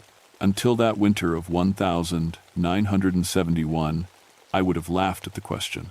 I'm Gwich'in, born and raised in the villages that depend on caribou for survival. My grandmother used to tell stories around the fire, stories about things that hunted in the dark, creatures with the heads of wolves and the bodies of men. The Adlet, she called them. Dog-headed cannibals that followed the herds. Just stories, I always told myself. Old tales to keep children from wandering during migrations. It was October when headquarters sent me out to the coastal plain for the annual caribou count. The porcupine herd was making its fall migration, and we needed accurate numbers to set hunting quotas for the villages. Simple work. I'd done it dozens of times. The helicopter dropped me off at my base camp with 2 weeks of supplies. The pilot, Jimmy Kowalski, shook his head as he unloaded my gear. You sure about this, Alex? Weather Service is calling for early storms this year. I'll be fine, I told him, shouldering my rifle. These caribou run on a schedule tighter than a Swiss watch. I'll have the count done in a week. Jimmy lifted off, and I watched his helicopter disappear into the gray sky. The silence that followed was complete. No wind, no birds, just the vast emptiness of the tundra stretching to the horizon. I set up my tent near a small creek, arranged my equipment, and settled in to wait for the herd. That's when I noticed the first strange thing. My radio crackled with static, picking up voices speaking in a language I didn't recognize. The words sounded almost like Gwich'in, but wrong, somehow twisted and harsh. I adjusted the frequency, assuming I was picking up chatter from some distant village. But the voices faded. The second day brought no caribou. I climbed a ridge with my spotting scope, searching for any sign of the herd. Nothing. The radio collar signals showed they were still 40 miles north, barely moving. In all my years tracking these animals, I'd never seen them stop during migration. Something was keeping them from their usual path. On the third morning, I found tracks around my camp. Wolf prints, but larger than any I'd seen. The stride was wrong too. Instead of the four-legged gait of a normal wolf, these tracks showed a pattern that made no sense. 4 paws, then 2, as if the animal had been running on its hind legs. I followed the tracks toward the creek, my boots crunching through frost-covered grass. The trail led to the water's edge, then simply vanished. No tracks on the other side, no disturbed mud where something might have crossed. It was as if whatever made those prints had just disappeared. That night, I heard howling in the distance. Nothing unusual about that, the Arctic is full of wolves. But as I lay in my sleeping bag, something about the sound bothered me. The howls started normal enough, long and mournful. Then they changed, becoming something that sounded almost like words, like someone trying to speak through a wolf's throat. I unzipped my tent flap and peered out into the darkness. The aurora borealis danced green and purple across the sky, casting strange shadows on the snow-dusted ground. For a moment, I thought I saw shapes moving between the shadows, tall, dark forms that walked upright. But when I grabbed my flashlight and clicked it on, there was nothing there. The radio crackled again with those strange voices. This time, I listened more carefully, trying to make out words. What I heard made my blood run cold. Mixed in with the unknown language were Gwich'in words I recognized: human, meat, and hungry. I told myself it was just my imagination, that isolation was playing tricks on my mind. But I checked my rifle anyway, making sure it was loaded and ready. Something was wrong on the tundra, something that went against everything I'd learned in 17 years of wildlife management. The fourth morning brought the smell, a mixture of wet dog fur and something else, something that reminded me of the meat-cutting rooms back in the village. I found more tracks, dozens of them this time, forming a rough circle around my camp. Whatever had made them had been watching me while I slept. The porcupine herd finally appeared on the fifth day, but not in the way I expected. Instead of the organized columns that usually marked their migration, the caribou came in panicked clusters, running full speed across the tundra. I set up my spotting scope on the ridge, trying to get an accurate count as they streamed past below. That's when I saw them, dark shapes running alongside the herd, keeping pace with animals that could sprint at 30 miles per hour. At first glance, they looked like wolves. But wolves don't run on two legs. Wolves don't use their front paws to grab caribou and drag them down like human hands. Through my scope, I watched one of the creatures leap onto a young bull caribou. The thing was huge, easily 6 feet tall when it reared up. It had the head of a massive wolf, but the body was all wrong, too muscular, too human, in the way it moved. The creature's jaws clamped down on the caribou's neck, but its arms wrapped around the animal's body like a person wrestling. I fumbled for my camera, my hands shaking as I tried to focus the lens. By the time I got it ready, the creature had dragged its kill away from the herd, vanishing into a depression in the tundra. The other caribou kept running, their eyes rolling white with terror. I spent the rest of the day following the herd's trail, documenting what I saw. The creatures had taken 6 animals that I could count, leaving behind kill sites that didn't match any predator behavior I knew. The carcasses were partially eaten, but the bite marks were all wrong. Too big for wolves, too precise for bears. And there were tool marks on the bones, scratches that looked like they came from knives or claws used with deliberate purpose. That evening, I radioed headquarters. Base, this is Nighthawk. I'm seeing unusual predation on the porcupine herd. Request consultation with wildlife biologist. Static filled the radio for several seconds before a voice came through. Nighthawk, this is Base. What kind of predation are you observing? Unknown species, large canine, but exhibiting behavior inconsistent with known Arctic predators. Bipedal locomotion, tool use, pack coordination beyond normal wolf parameters. More static. Then, Nighthawk, are you feeling all right out there? Maybe you should come back early. I stared at the radio, anger building in my chest. Base, I've been doing this job for 17 years. I know what I'm seeing. Copy that, Nighthawk. Document what you can. We'll review your report when you return. They thought I was losing my mind. Maybe I was. But when I heard the howling start again that night, I knew I wasn't imagining anything. The sounds were closer now, coming from multiple directions around my camp. And this time, there was no mistaking the voices hidden in those howls. Alex and Durr. My blood turned to ice. Something out there knew my name. I grabbed my rifle and stepped outside the tent. The aurora was brighter tonight, casting enough light to see clearly across the tundra. 3 shapes stood on the ridge where I'd been using my spotting scope. Even at 200 yards, I could see they weren't human. Too tall, wrong proportions, and those heads were definitely canine. One of them raised something to its mouth, a curved object that looked like a horn. The sound that came out was exactly like the howling I'd been hearing. but I could see it was being made deliberately, like someone playing an instrument. The other two began to move, loping down the ridge toward my camp with a fluid, predatory grace. They covered ground impossibly fast, eating up the distance with strides that were part human sprint, part wolf run. I raised my rifle and fired a warning shot into the air. The creatures stopped instantly, their heads turning toward me in perfect unison. Even from 100 yards away, I could see their eyes reflecting the aurora light like mirrors. The one with the horn called out in that twisted, howling voice, "Alexander, Night, Hawk, we smell you."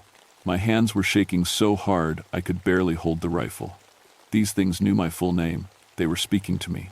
And from the way they'd stopped at the gunshot, they knew what a rifle could do. I backed toward my tent, keeping the weapon trained on them. "What do you want?" The answer came in a voice that was part growl, part human speech. "Hun, Gry. Long. Time. No. Human. Meat." That's when I understood what my grandmother's stories had been trying to tell me. The Adlet weren't just tales to frighten children, they were warnings. Warnings about creatures that followed the caribou herds, creatures that saw humans as just another kind of prey. One of the things on the ridge let out a long, ululating howl that was answered by voices from all around my camp. I wasn't facing 3 creatures. I was surrounded by an entire pack. I didn't sleep that night. Every few hours, something would scratch at the tent walls or sniff around the perimeter. When dawn finally came, I found tracks everywhere, dozens of them, showing that at least 6 creatures had circled my camp repeatedly. But the tracks weren't the worst discovery. 50 yards from my tent, I found my spare radio smashed to pieces. The metal casing was torn apart like paper, and the circuit boards had been crushed by something with incredible strength.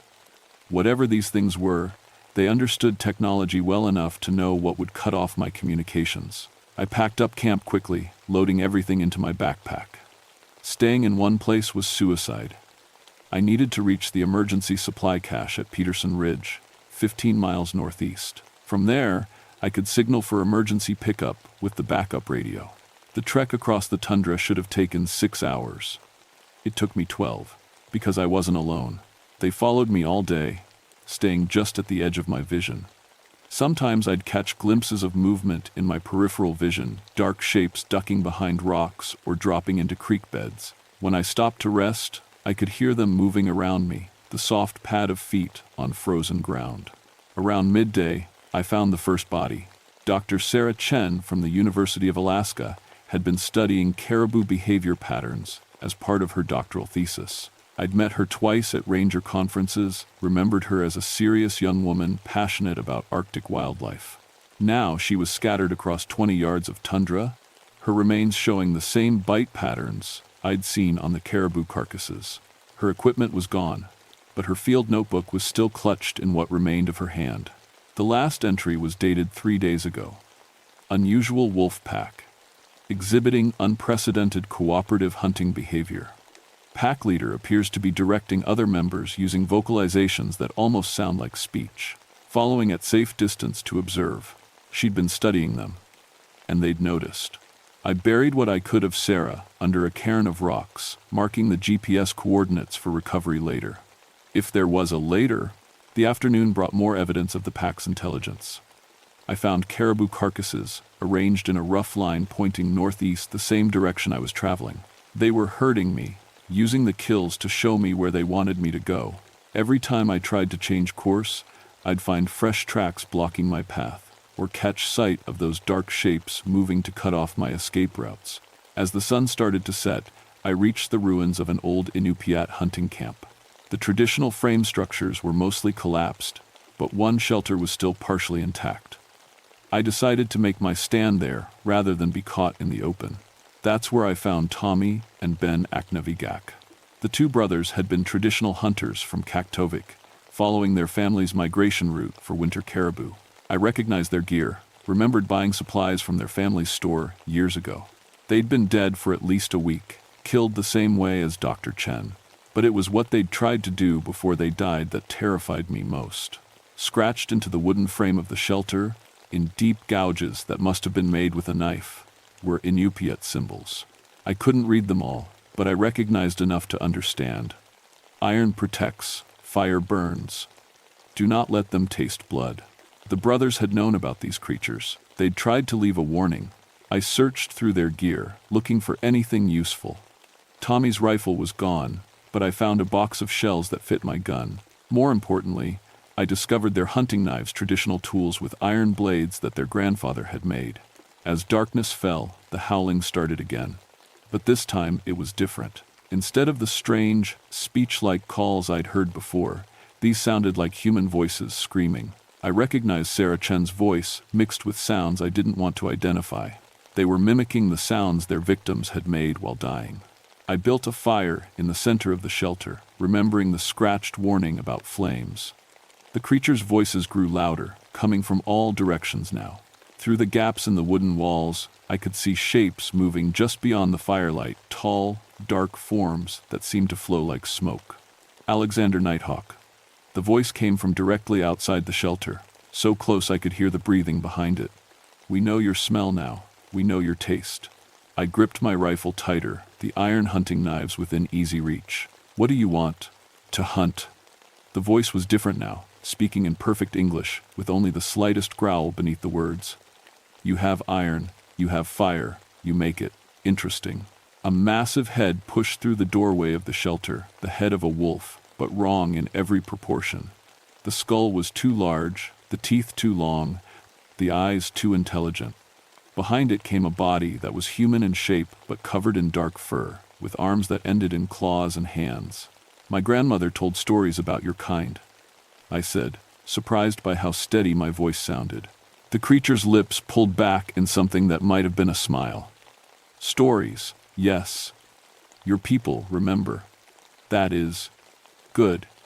Makes the fear sharper. 2 more heads appeared in the gaps between the wallboards. The pack leader, the one speaking to me, was enormous, probably 7 feet tall when standing fully upright. The others were slightly smaller, but no less terrifying. Why the caribou? I asked, desperately trying to understand. Why follow the herds? Easy prey, weak human hunters. Much meat. The creature stepped further into the shelter, its eyes reflecting the firelight like coins. But you are different. You smell of the old blood, the hunting blood. It was talking about my Gwich'in heritage, the thousands of years my people had hunted these same caribou across this same land. Somehow, that connection made me more interesting to them, more challenging. Your friends tried to run, the creature said, gesturing with one clawed hand toward where the bodies lay. No sport, no fun. You will fight? I raised the rifle, pointing it directly at the thing's chest. Count on it. The creature's smile widened, showing far too many teeth. Good. We hunt at first light. If you live, if you reach the white stones on the ridge, we let you go. And if I don't, we feast for many days. The 3 shapes melted back into the darkness, leaving me alone with the crackling fire and the weight of what was coming. They were giving me a chance not out of mercy, but because they wanted sport. They wanted to hunt something that could fight back. I fed the fire throughout the night, keeping the flames high. Every few hours, I'd hear movement around the shelter, or catch glimpses of eyes reflecting the light. But they didn't attack. They were waiting for dawn, when their game would begin. The sun rose red over the tundra, painting the snow with the color of blood. I'd spent the night preparing, turning Tommy's hunting knowledge into a survival plan. The white stones the creature had mentioned were limestone outcrops 15 miles north, the emergency supply cache at Peterson Ridge. 15 miles across open ground, being hunted by things that could run as fast as caribou. I broke camp as the first rays of light hit the shelter. The pack was nowhere to be seen, but I knew they were watching. This was their territory, their hunting ground, and I was about to become prey in a game they'd been playing for centuries. The first few miles passed without incident. I maintained a steady pace across the frozen tundra, following game trails when I could find them. My backpack held the essential supplies: water, emergency food, the iron knives, and extra ammunition for my rifle. Everything else had been left behind. It was the silence that warned me they were coming. The Arctic is never truly quiet. There's always wind, or the crack of ice, or the distant sound of birds. But as I crested a small ridge, all sounds stopped. Even my footsteps seemed muffled, as if the world was holding its breath. They came from 3 directions at once. The pack leader charged straight up the ridge behind me, moving with fluid grace across terrain that would have sent a human tumbling. The other two came from the flanks, one from each side, timing their approach to cut off any escape route. I dropped to one knee and fired at the leader. The bullet took it high in the shoulder, spinning it around with the impact. Instead of going down, it let out a howl of rage and kept coming. The wound was bleeding, but it barely seemed to slow the creature down. My second shot missed as I rolled sideways, avoiding the claws of the one attacking from my left.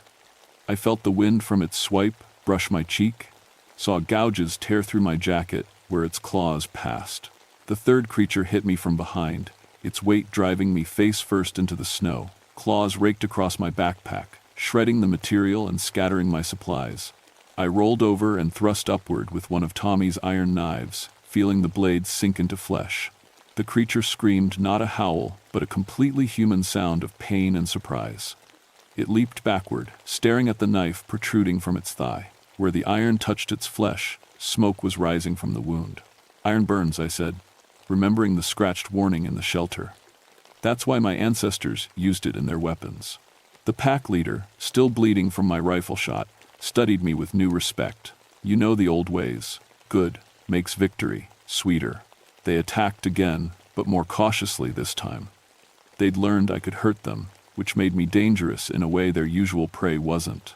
We fell into a deadly dance across the tundra, them striking fast and retreating, me fighting with rifle and iron blades, trying to stay mobile and avoid being cornered. I managed to wound 2 more of them with the knives, but the cost was exhaustion. These creatures could maintain their pace for hours, while I was already breathing hard after 20 minutes of combat. Worse, more howls were echoing across the tundra from the north. The rest of the pack was coming. I ran. There was no shame in it. This was their game, their rules, and survival trumped pride. I sprinted across the open ground, leaping over frozen streams and dodging between the scattered boulders that marked the approach to Peterson Ridge. They followed, but didn't close the distance immediately. They were enjoying the chase, letting me exhaust myself before the final kill. I could hear them behind me, the pad of feet, the harsh breathing, the occasional howl of excitement.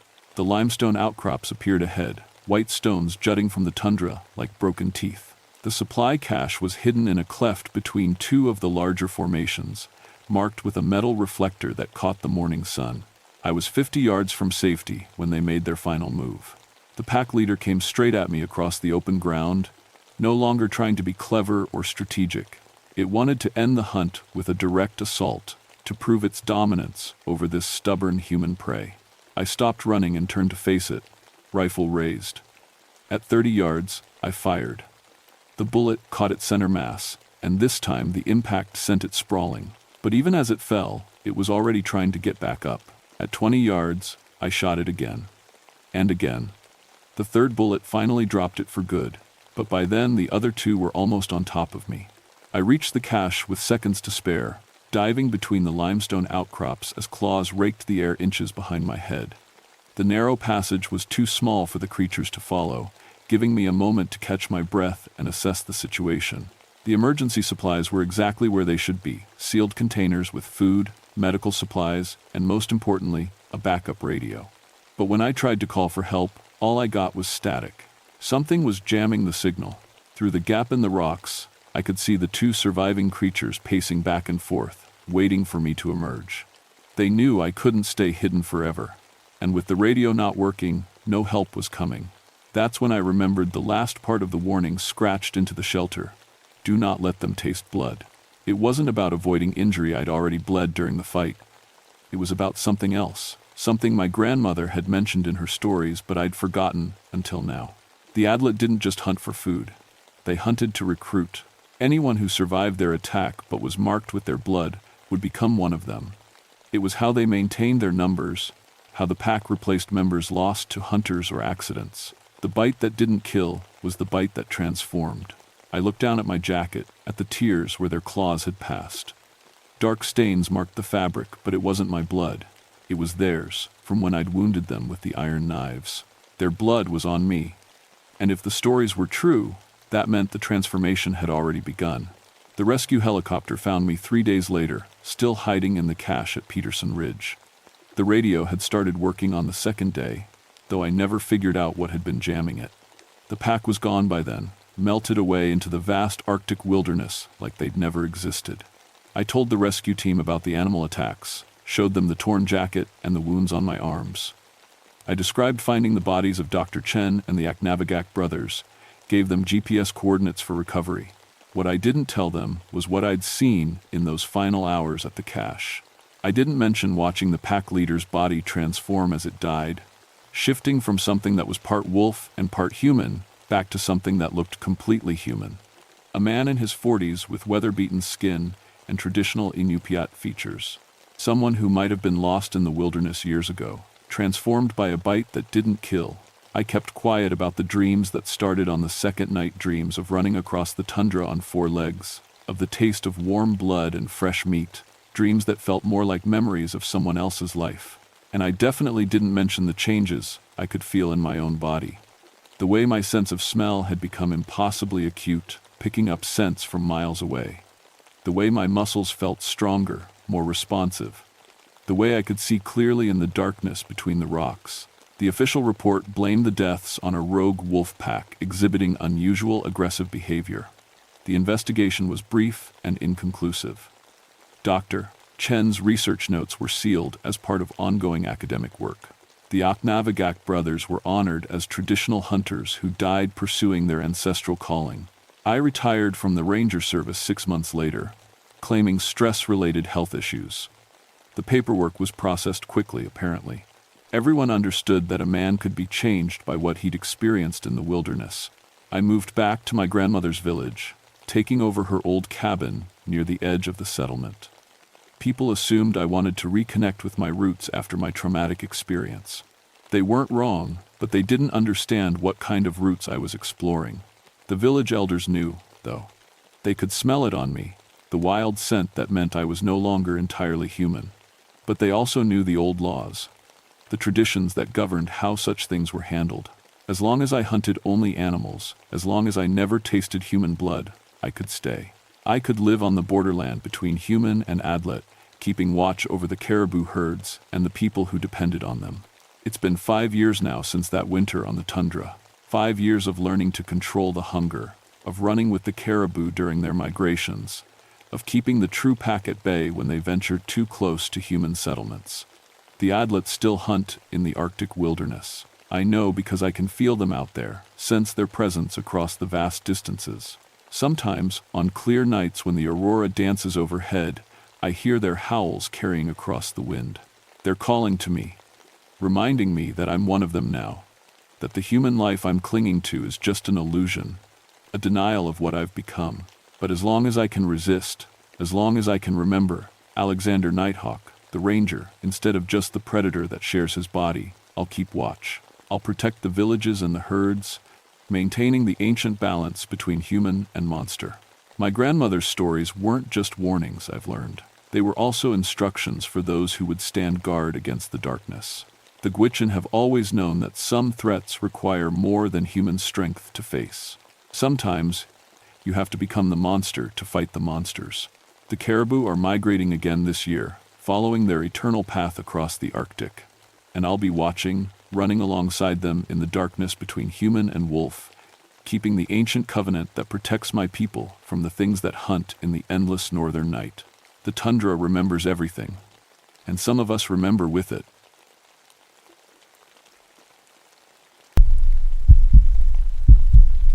My name is Mitchell Greystone, and I've been a park ranger at Denali for 13 years.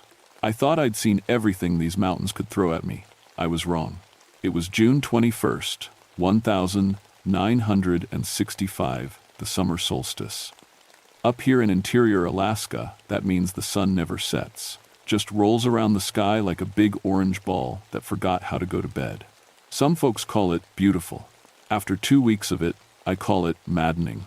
I was stationed at Wonder Lake, about 85 miles from park headquarters. My job was to study the wolf packs during denning season. Wolves fascinated me. How they worked together, how they raised their young. I'd published 3 papers on their behavior. Made me feel like I understood something about the wild. My camp sat on a small rise overlooking the lake. Crystal clear water stretched for miles, with Denali's Peak rising like a giant's tooth in the distance. Perfect spot for research. Remote enough that tourists couldn't bother me, close enough to the wolf den I'd been tracking. The pack I was studying had 7 adults and 4 pups. Beautiful animals. The alpha male had a gray coat that looked almost silver in the endless sunlight. His mate was smaller, darker, with intelligent yellow eyes. They'd chosen their den well, a cave in the hillside with good sightlines and multiple escape routes. I'd been watching them for 5 days when Joe Tobin showed up. Joe was Athabascan, worked part-time for the Park Service. 60-something years old, with deep lines around his eyes and hands that could start a fire in a rainstorm. He knew these mountains better than anyone. "You shouldn't be out here alone during the midnight sun," Joe said, climbing off his ATV. He moved like a man half his age. "Why's that?" I asked, not looking up from my field notes. The wolves had been acting strange all morning, nervous, jumpy. "Weichuj," Joe said simply. I'd heard the stories.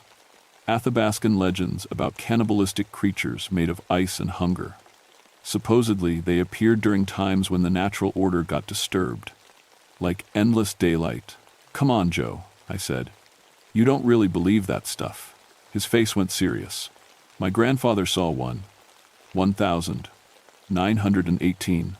During the flu outbreak. Found it eating a man outside Fairbanks. Thing looked human, but its breath froze the air, and its skin was blue as a winter sky. Seasonal affective disorder," I said. "Disrupted sleep patterns from the constant light. Makes people see things." Joe shook his head. "You white men always got explanations for everything. Sometimes the old ways know things science doesn't." He climbed back on his ATV. "Just be careful, Mitchell. And keep your fire burning." I watched him disappear down the trail, then turned back to my wolves. They were all staring at the same ridgeline, about a mile north. Their ears were up, tails low. The alpha male was making a soft whining sound I'd never heard before. Something had them spooked. I checked my equipment, rifle, radio, emergency flares, enough food for a week, everything normal. The weather was warm for Alaska, maybe 70 degrees. My thermometer read normal. Nothing wrong that I could see. But the wolves kept staring at that ridge. As the day wore on, though day and night meant nothing here, I noticed other things. Birds weren't singing as much. The usual buzz of insects had gotten quieter. Even the wind seemed to whisper differently through the trees. I tried to radio headquarters at 6 p.m., standard check-in time. Got nothing but static. "Atmospheric interference," I muttered, adjusting the frequency. "Solar activity." But deep down, something cold was starting to grow in my stomach. Something that had nothing to do with the temperature. The wolves were still watching that ridge when I made camp for the night. I built a bigger fire than usual. Not because of Joe's warnings, just because the endless daylight was starting to mess with my head. That's what I told myself, anyway. I woke up to silence. Complete, absolute silence. In 13 years of wilderness work, I'd never heard anything like it. No wind, no birds, no rustling in the underbrush. Even my own breathing seemed too loud. I checked my watch, 3:17 a.m.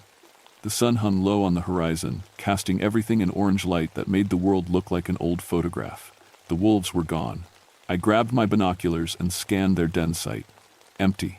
No movement, no sign of the pack. In 5 years of studying wolves, I'd never seen an entire family abandon their den overnight. Especially not with young pups who couldn't travel far. I packed quickly and followed their trail. Wolf tracks in soft earth, heading north toward the ridge they'd been watching.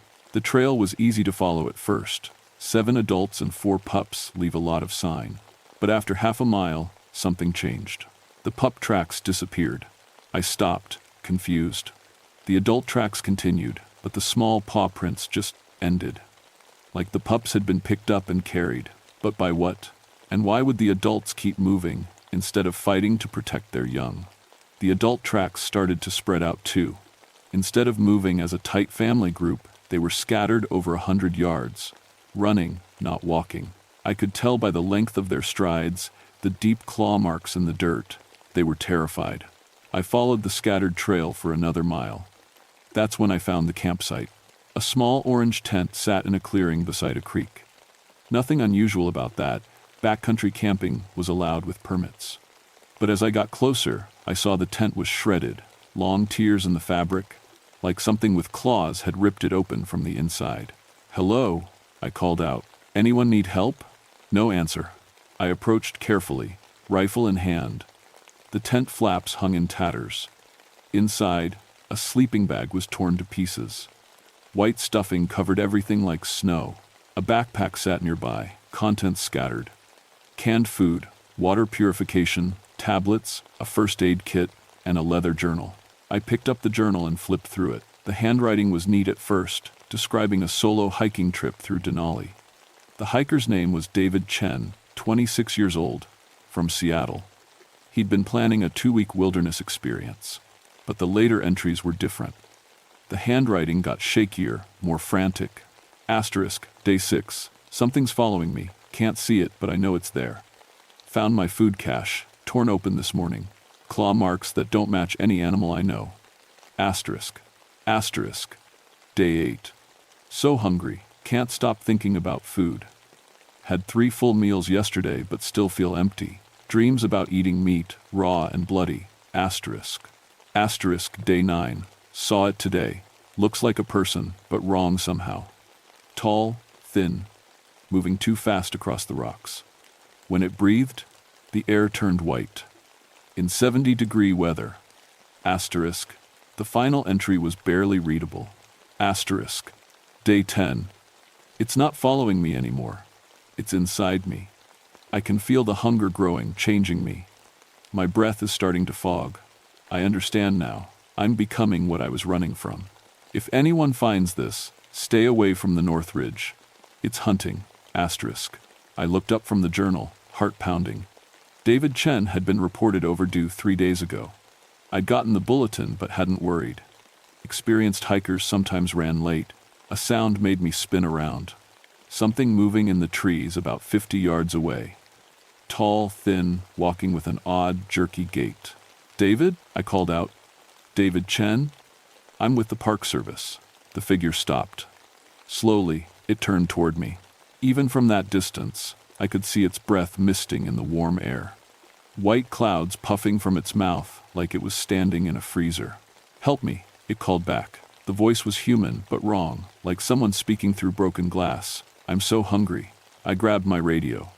"Wonder Lake to headquarters. I've found the missing hiker. Request immediate medical evacuation." Static. Nothing but static. When I looked up, the figure was gone. I searched the tree line for 10 minutes, but found nothing. No tracks, no sign of movement, just a strange smell lingering in the air, like meat left too long in the sun, mixed with the sharp scent of ozone before a lightning strike. By my camp that night, I built the biggest fire I'd ever made in summer. The flames reached 8 feet high, throwing dancing shadows across my tent. I told myself it was for signaling. Search and rescue would see it from miles away. But I kept thinking about Joe's words, "Keep your fire burning," and David Chen's journal. My breath is starting to fog. Around midnight, though the sun was still up, I heard something moving outside my fire's light. Slow, deliberate footsteps in the pine needles. "Getting closer? David?" I called. "I want to help you." The footsteps stopped. Then I heard the voice again, closer now. "I'm so hungry, Mitchell. You look delicious." It knew my name. I grabbed my rifle and fired 2 shots into the air. The sound echoed off the mountains like thunder. The footsteps stopped. I waited, finger on the trigger, staring into the trees. Minutes passed. An hour. Nothing moved, except the shadows from my fire. At dawn, I found the tracks. Human footprints in the soft earth around my camp, but wrong in every way that mattered. Too long, too narrow. The toes were stretched out like claws, and wherever the prints touched the ground, the earth was frozen solid. In 70-degree weather, I followed the trail back toward the ridge David Chen had written about. The frozen footprints led up a steep slope covered in loose rock. Twice, I nearly fell as stones shifted under my boots. But the thing I was tracking had moved up this slope like it was walking on flat ground. Halfway up, I found another campsite. This one was older, maybe a week. A yellow tent, completely collapsed. When I lifted the fabric, I found a mummy bag torn open, just like David's. But this one had dark stains on the inside that looked like dried blood. No body, no backpack, just a wallet lying in the pine needles. Sarah Kim, 29, from Portland. I remembered her permit, She'd planned a solo photography trip. Another overdue hiker we'd assumed would turn up eventually. The frozen footprints led away from Sarah's campsite, deeper into the mountains. But now there were two sets of tracks. David and Sarah, walking side by side towards something I didn't want to imagine. I should have turned back, called for backup on the radio, hiked out to the road, reported what I'd found. That's what my training said to do. But I kept thinking about other hikers out here alone. About families waiting for people who might never come home. The tracks led to a valley I'd never explored before. Steep walls on three sides, with a small glacier at the far end. The ice looked ancient, blue-white and scarred with crevasses. That's where I found the feeding ground.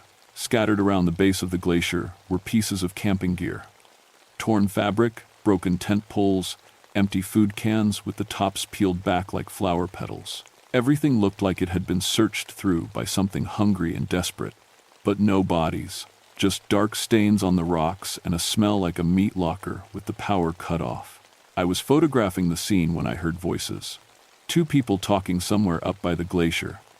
I couldn't make out words, but the tones were wrong, flat, emotionless, like actors reading lines they didn't understand. I climbed closer, using rocks for cover. David Chen sat on a boulder near the glacier's edge. His skin was pale blue, like he'd been underwater too long. His breath came out in thick white clouds that hung in the air instead of dissipating. Beside him sat a woman who had to be Sarah Kim. Same blue-white skin, same visible breath. They were eating something, tearing at it with their hands. I raised my binoculars and immediately wished I hadn't. It was fresh meat, still bleeding. But the size and shape made my stomach turn. I'd seen enough hunting accidents to recognize human remains. More coming, David said, his voice carrying clearly across the rocks. Smelled them this morning. 3, maybe 4. Good, Sarah replied. Still so hungry. Always hungry. The ranger too, Mitchell Greystone, been watching him for days. My blood went cold. Rangers taste different, Sarah said, stronger. All that time in the wild changes the meat. I started backing away, but a stone shifted under my boot. The sound echoed off the glacier like a gunshot. Both figures turned toward me instantly. Their eyes were completely black, no pupils, no whites, just endless darkness.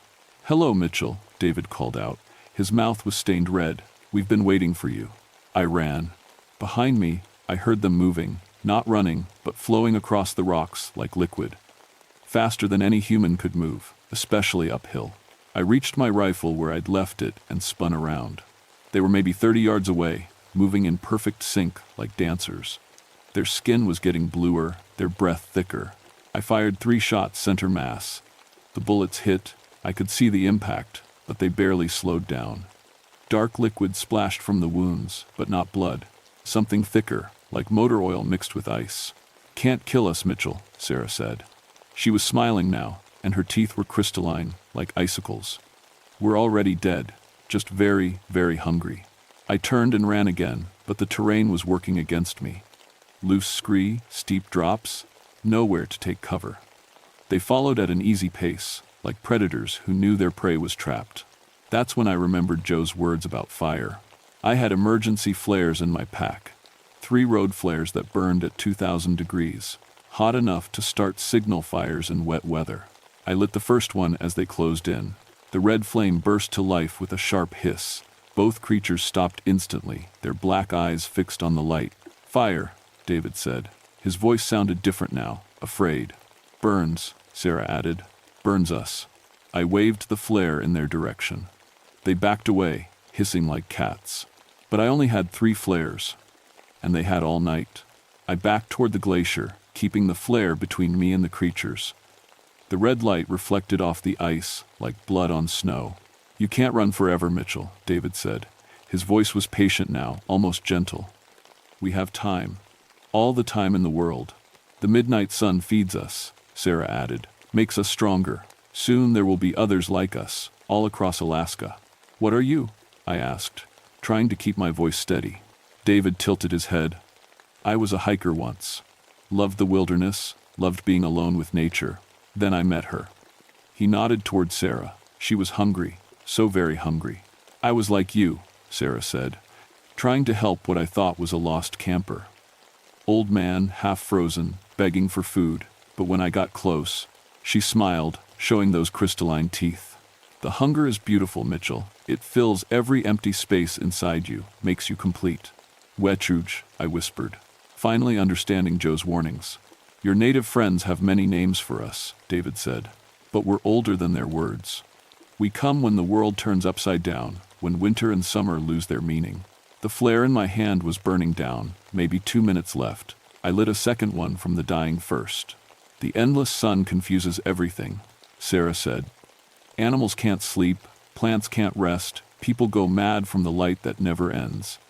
Perfect conditions for the hunger to spread. We were the first, David said. But every person we feed on joins us, and there are so many hikers out here alone. I thought about the gear scattered around the glacier. How many people had they killed?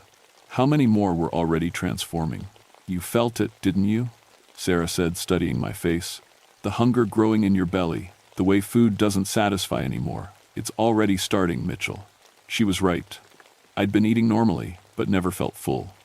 Always craving something more, something I couldn't name.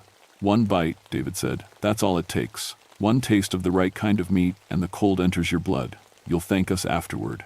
My second flare was halfway gone. I backed up against the glacier, feeling the ice cold through my jacket. Nowhere left to run. There's an emergency supply cache, I said, 2 miles south. Food, medical supplies, fresh meat. They both perked up at the word meat. You're lying, Sarah said. But she licked her lips. Grid reference 247 to 881, I said, making up numbers. Check your map. I'm telling the truth. It was a desperate bluff, but they exchanged glances. In that moment of distraction, I dove sideways into one of the glacier's crevasses.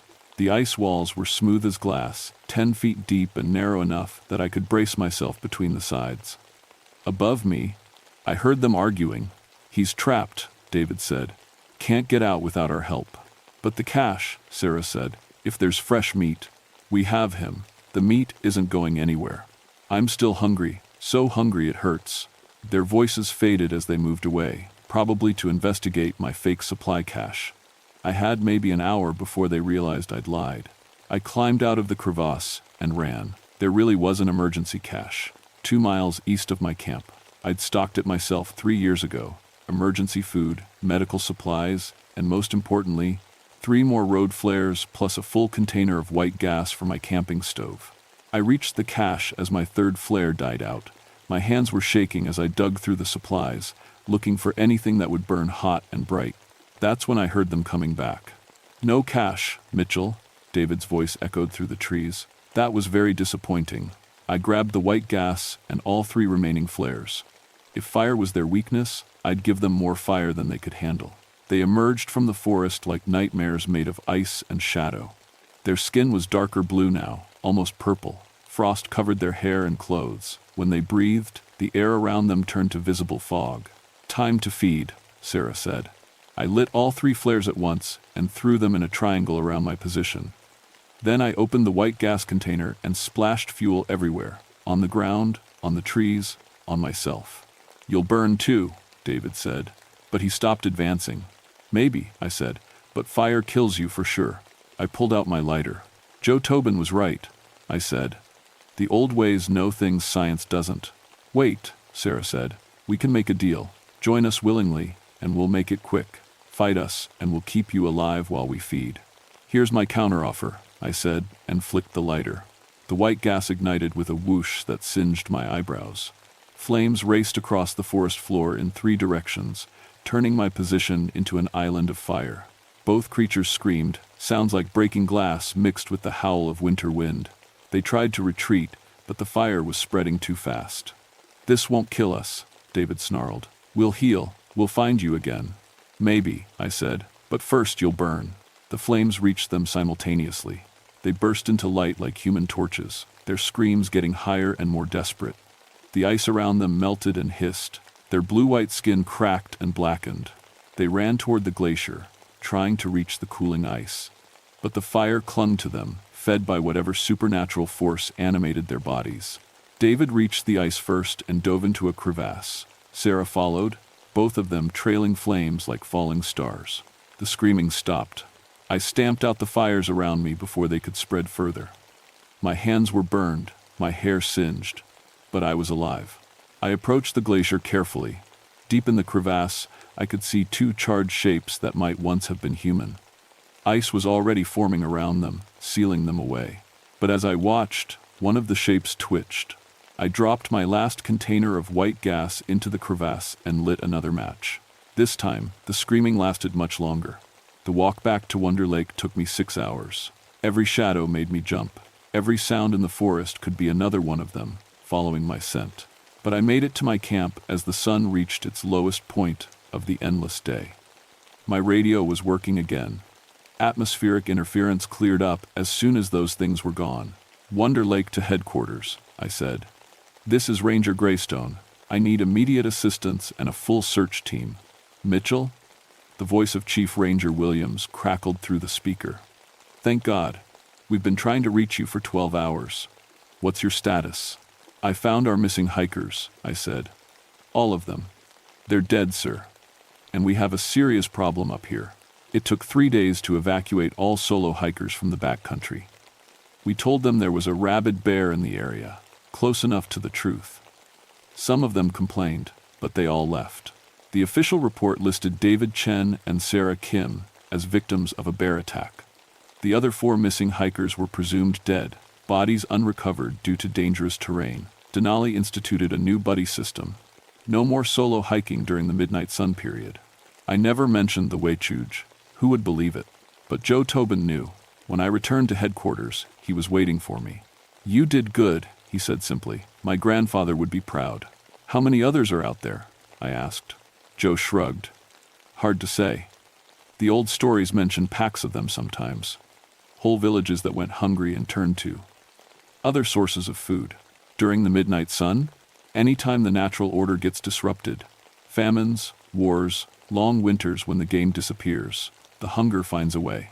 I put in for a transfer that fall. Couldn't stand the thought of spending another summer at Wonder Lake. But every year, I read the missing persons reports from Denali. Most years, there are 2 or 3 hikers who just vanish. Search teams find their camps torn apart, gear scattered, no trace of bodies.